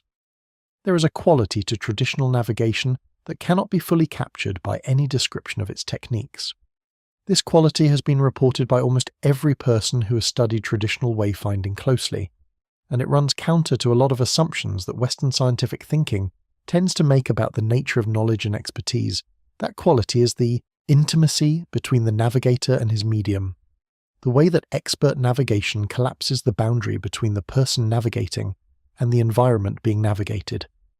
Maupiailug, when he taught navigation to his students on Satawal, did not begin by teaching them star names. He began by teaching them to feel the ocean. His first lesson for a young student was simply to lie in the bottom of a canoe and pay attention to how it moved. Not to analyze the movement, not to count the seconds between swells, not to do anything active or purposeful, just to feel, to let the body register the ocean's motion without the interference of thought. This could go on for weeks. The student might lie in a canoe in the harbour, in calm conditions, feeling the tiny residual swells that entered even there. He might lie in an anchored canoe in a slight chop and feel the difference between the short, choppy motion of locally generated waves and the long, deep, regular motion of a distant swell. He might close his eyes and be asked to point to where the swell was coming from. The reason for this approach, the reason Mao began with the body before anything else, was his understanding that the most important navigational knowledge is not knowledge about the ocean, it is knowledge of the ocean. These two things sound similar, but they are not. Knowledge about the ocean is information, facts about the directions of specific swells, the names of stars, the habits of birds. This information can be transmitted verbally, written in books, organized into systems. But knowledge of the ocean is something different. It is a direct bodily familiarity with the ocean as a physical medium, a trained sensitivity that allows a person to receive information from the environment without having to consciously process it. This kind of knowledge is not transmitted verbally. It is transmitted through experience, under the guidance of a master who can structure the experiences appropriately and interpret their significance. The distinction matters because of what happens when conditions become difficult. A navigator who knows about swell systems, who has memorized their directions and characteristic periods, can function well in clear conditions with good visibility. But in a storm, or in fog, or in the complex sea conditions that occur near islands where swells from different directions interact and interfere with each other, the abstract knowledge fails. The information comes too fast and from too many directions for conscious analysis to keep up.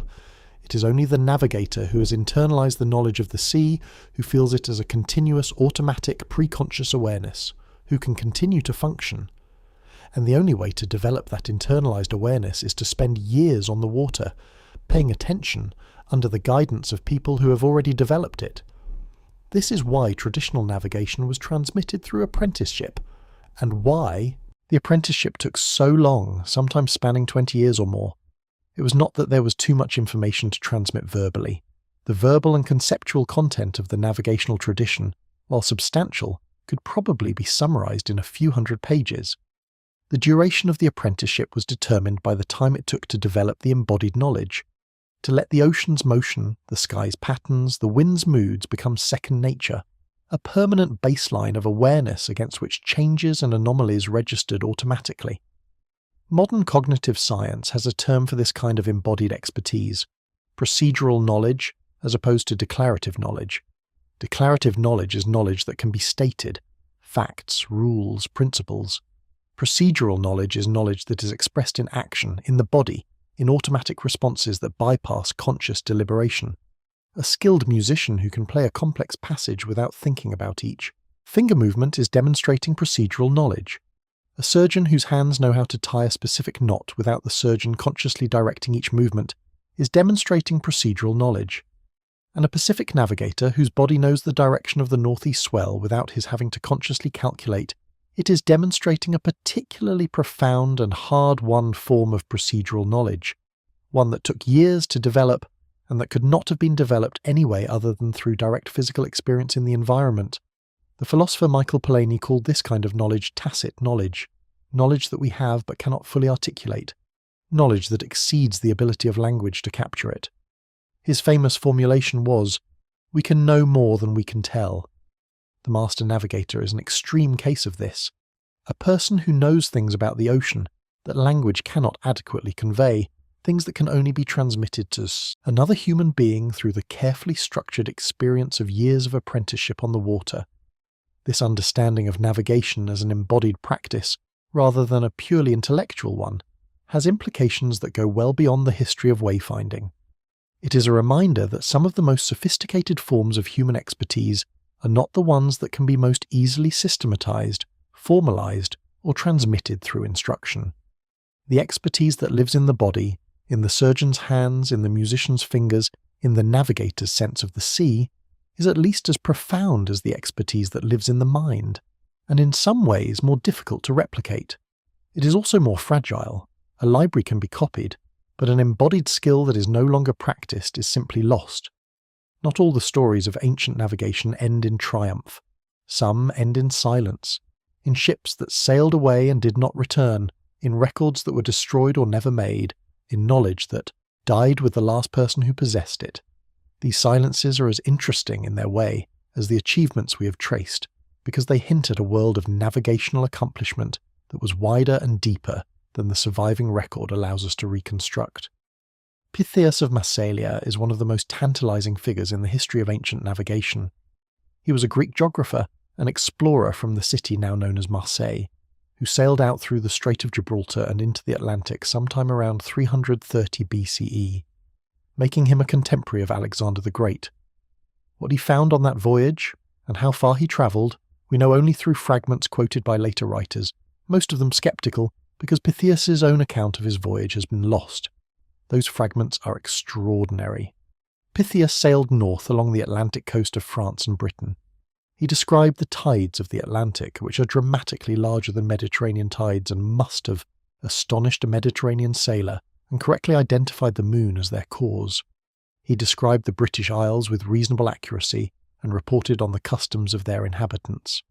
He travelled north of Britain to a land he called Thule, a mysterious place described as being at the edge of the known world, where the summer sun barely set and the sea was covered with a strange substance he called sea lung, which modern scholars interpret as either ice crystals in the water or sea ice forming on the surface. Some historians believe Thule was Iceland. Others think it was Norway. A few adventurous interpreters have suggested it might have been the coast of Greenland. Whatever it was, Pytheas had clearly travelled to the far north, beyond the geographical knowledge of any Greek before him. His account was dismissed as fantasy by most of the ancient writers who quoted it. Strabo, one of the most influential ancient geographers, explicitly described Pytheas as a notorious liar. Polybius agreed. Even Eratosthenes, who was otherwise a careful and empirical scientist, was sceptical. The problem was partly that Pytheas' descriptions of the far north seemed too strange to be credible to people who had never left the Mediterranean. But it was also partly that he had sailed into a world where the Phoenicians held a trading monopoly, and the Phoenicians had every reason to discredit reports of Atlantic trade possibilities and northern resources that might attract competitors. Modern scholarship has largely rehabilitated Pytheas. His descriptions of the tides, of the peoples of Britain, of the geography of northern Europe, are too accurate in their specific details to be invented. They are the observations of a careful, intelligent traveller who went where he said he went and saw what he said he saw. He was, by any fair assessment, one of the greatest exploring navigators of the ancient world, and the fact that his original account has been lost, leaving us only with the hostile summaries of people who had never been to the Atlantic, is one of the genuine tragedies of ancient historical preservation. The question of whether the Phoenicians circumnavigated Africa is another mystery that the historical record hints at without resolving. The Greek historian Herodotus, writing in the 5th century BCE, describes an expedition commissioned by the Egyptian pharaoh Necho II around 600 BCE, in which Phoenician sailors were sent south from the Red Sea coast to sail around Africa and return via the Mediterranean. Herodotus says the voyage took 3 years, and that the sailors returned claiming to have seen, at one point in their southward journey, the sun on their right-hand side, to the north.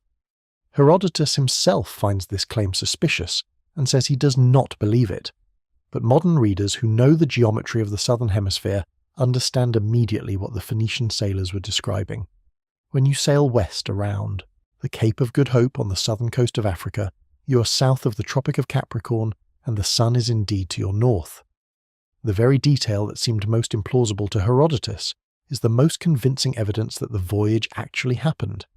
If it did happen, if Phoenician navigators circumnavigated Africa more than 2,000 years before the Portuguese, it was one of the greatest voyages in the history of human navigation, a journey of perhaps 15,000 miles through uncharted seas, in ships that had to be periodically beached and maintained by navigators whose methods we cannot reconstruct in detail. The evidence is tantalizingly indirect, but it has convinced a number of serious historians. What we know for certain is that the knowledge, if it was ever gathered, was not preserved. The Phoenicians left no written record of the voyage, and whatever navigational knowledge they developed for the voyage around Africa died with them or with their trading networks. The great Chinese navigator Zheng He's voyages carry their own shadow of mystery. We have records of the routes he sailed and the places he reached, but the full extent of his voyages is still debated. A map known as the Maokun map, which preserves Chinese navigational routes of the period, shows coastlines that some scholars have interpreted as the coasts of Australia or even of the Americas, though this interpretation is extremely controversial and rejected by most historians. What is less controversial is that the abrupt termination of Zheng He's voyaging program after 1433 represented a devastating loss of accumulated navigational knowledge. The charts and sailing records of the treasure fleet expeditions were preserved in limited numbers. The burning of shipyards and the prohibition of ocean-going vessels meant that the practical knowledge, the experienced navigators, the shipbuilders, the pilots who knew the routes, dispersed and died without being replaced. China turned its back on the ocean at the precise moment when its oceanic knowledge was at its greatest extent. There is also the question of the Polynesian map of the Pacific. We know from the archaeology and the linguistics and the genetics that Polynesian navigators reached Easter Island and Hawaii and New Zealand. We know that they made contact with South America. The navigational system that made these voyages possible, the star compass, the swell reading, the embodied wayfinding, we know in general outline from the surviving traditions of Micronesia and from the work of modern researchers. But the specific navigational knowledge for specific routes, which stars to follow to get from Tahiti to Easter Island, which swells mark the crossing to Hawaii, which birds indicate the proximity of New Zealand, much of this was lost in the demographic catastrophes of the 18th and 19th centuries, when epidemic disease and colonial disruption killed enormous numbers of Pacific Islanders and disrupted the apprenticeship chains through which navigational knowledge was transmitted. How much was lost, we genuinely do not know. The modern revival of Pacific navigation, which we will come to shortly, has recovered a great deal, more than seemed possible when the project began. But the navigators who are working today acknowledge that there are gaps, things that the last masters took with them that have not been reconstructed. There are routes that have been resailed and re-understood. There are others that exist in cultural memory only as names, the names of star paths and swell directions that point toward islands once known and now not navigated, whose specific content has not yet been recovered. Every generation of scholars who study traditional navigation confronts this fact. The historical record, rich as it is, represents only a fraction of what was known and practiced. The rest is silence. The ocean swallowed it, or the Disruptions of history swallowed it, or it was deliberately withheld because knowledge was power, and the people who had it had reasons to protect it. What survives is enough to understand the outline of what was achieved. What was lost is enough to humble us. In the summer of 1976, a double-hulled Hawaiian canoe named Hokule'a left the harbour of Honolulu and sailed south. Its navigator was Piailug. Its crew was Hawaiian. Its destination was Tahiti, more than 2,000 miles away across open ocean. There were no instruments on board, no compass, no GPS, no electronic aids of any kind. Just the star paths, the swells, the wind, and the knowledge that one man from a tiny island in Micronesia carried in his body and his mind. We have already noted the reception in Tahiti. 15,000 people on the beach, tears, the living proof of what their ancestors had done, sailing into the harbour in real time 4 weeks after departing Hawaii. But what the numbers and the ceremony cannot fully convey is the quality of the knowledge that had just been demonstrated, the extraordinary precision of traditional navigation in practice. Piailug had never sailed from Hawaii to Tahiti before. He had sailed the Caroline Islands routes throughout his life, but the Hawaii to Tahiti route was new to him, in a part of the Pacific he had not personally navigated. What he did, what every master wayfinder does, was to construct the voyage from first principles, using the star compass, the swell knowledge, and the accumulated understanding of Pacific Ocean conditions to plan and execute a route through unknown waters. He did not need to have sailed that particular route before, any more than a skilled chess player needs to have seen a particular position before to know how to respond to it. The underlying principles were the same, the specific application was new. This is perhaps the single most remarkable thing about traditional Pacific navigation. It was not a memorized set of routes but a generative system of knowledge, a complete understanding of how the ocean and the sky work, from which specific routes could be derived for any journey between any 2 points. It was, in its own way, as powerful as any navigation system ever devised because it could be applied flexibly to new problems. After the 1976 voyage, the Polynesian Voyaging Society expanded its work. The hokule'a sailed more routes, each time using traditional navigation, each time extending the empirical base of modern knowledge about ancient techniques. Nainoa Thompson, a young Hawaiian man who had joined the crew of the 1976 voyage and been transformed by what he experienced, began his own long apprenticeship under Piailug, learning the star compass, learning the swells, developing the embodied knowledge that would allow him to navigate independently. In 1980, he became the first Hawaiian to navigate by stars since the practice had been lost, successfully sailing the hokule'a from Hawaii to Tahiti and back without instruments. Thompson went on to lead the Polynesian Voyaging Society for decades, navigating the hokule'a to every major island group in Polynesia and eventually on a voyage around the world that was completed in 2017. Along the way, he trained dozens of navigators, Hawaiian and Polynesian and Micronesian, who are now carrying the tradition forward to a new generation. The near extinction of traditional Pacific navigation has been reversed. Not all of what was lost has been recovered, but what has been recovered is extraordinary, and it continues to grow. The story of this revival raises a question worth sitting with for a while, because it goes to the heart of what this long story has been about. Why does it matter? The practical answer is easy. We have GPS. Nobody needs to navigate by stars anymore, not in the sense that their life depends on it. The traditional techniques are now, in purely practical terms, redundant. We have better tools. But the practical answer misses something important. The traditional navigation of the Pacific is not redundant in the same way that, say, hand-washing clothes is redundant in a world with washing machines. The loss of that navigation was not merely the loss of a technique.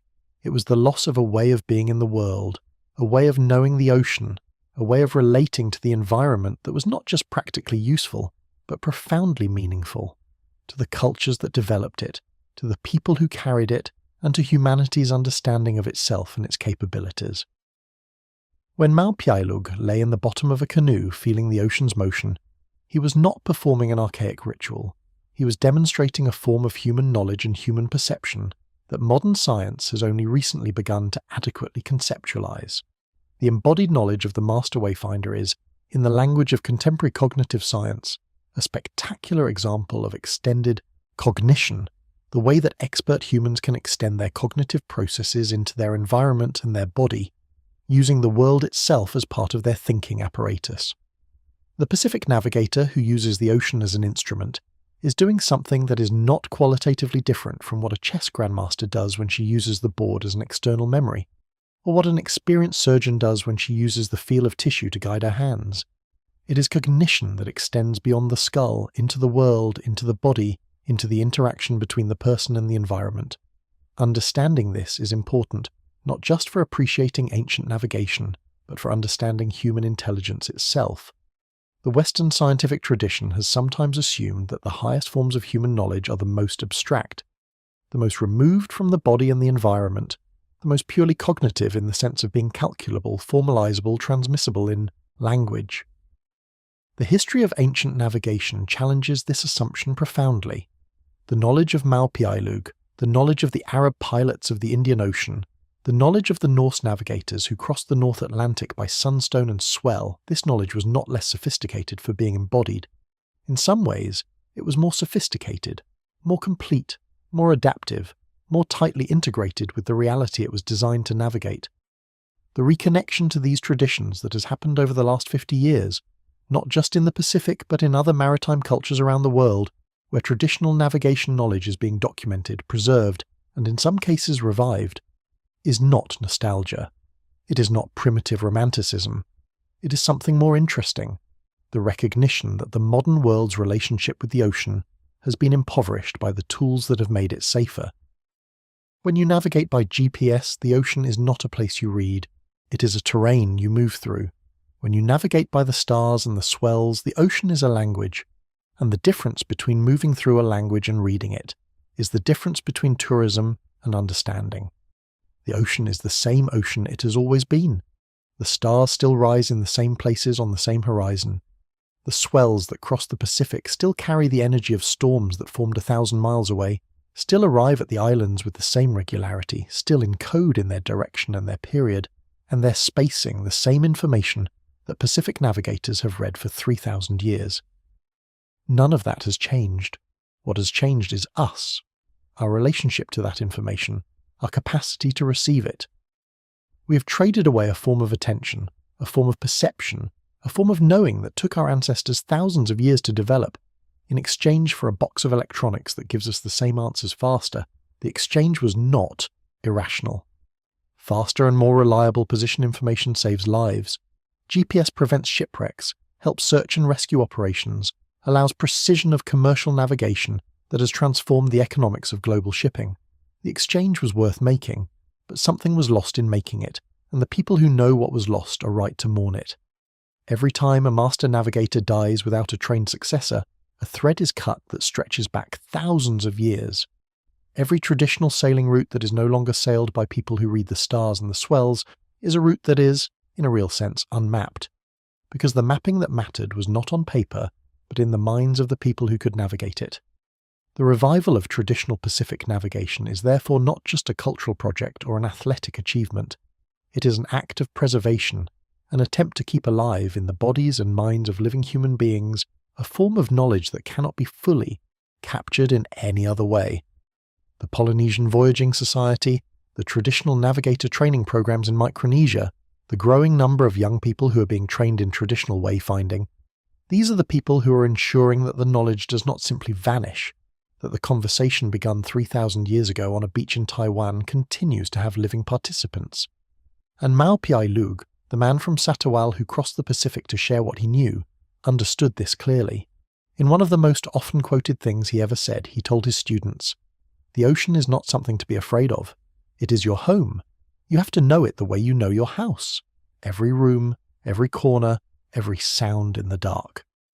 The words are simple. What they describe is profound. A complete, intimate, loving knowledge of the largest and most dangerous environment on Earth, developed over millennia by human beings who had no tools but their bodies, their minds, and the accumulated wisdom of every person who had sailed before them. That knowledge is the inheritance of every human being alive today, whether we know it or not. The ancestors of every person who has ever lived near the ocean, and eventually that means almost everyone, were sailors who looked at the horizon and decided to go further than they could see. They went further with nothing to guide them but the star over their shoulder and the swell beneath their feet and the knowledge in their blood. They found islands in the middle of the Pacific. They crossed the North Atlantic in wooden boats. They stitched together a web of trade and culture across the Indian Ocean that connected 3 continents for 2,000 years. They did all of this without a map, and in the doing of it, they proved something about the human capacity for knowledge and attention and mastery that has not been superseded by any technology since. The GPS knows where you are, but the navigator who lay in the bottom of the canoe and felt the ocean breathing knew something different. He knew where he was in the sea. And those two things, though they produce the same number on a chart, are not the same thing at all. The ocean is still out there, as it has always been, rolling its ancient swells across 60 million square miles of water, connecting islands and continents, carrying its encrypted messages to anyone who has learned to read them. The stars still rise in the east and set in the west, night after night, in the same positions they occupied when the first Lapita canoe pushed off a Taiwanese beach and pointed its bow at the horizon. The birds still fly out at dawn and return at dusk, describing arcs around islands that a trained eye can read from 20 miles away. The information is all still there, waiting, patient, unchanged. What changes is whether any human being still knows how to receive it. Tonight, somewhere in the Pacific, there may be a young navigator lying in the bottom of a canoe, eyes closed, feeling the ocean. He's learning to read a language that is older than any human alphabet, older than any city, older than any civilization. A language written in water and wind and starlight that his ancestors began to learn when there was nothing else to guide them through the dark. He is learning what they learned. He's becoming what they became. He's a navigator. He's going home.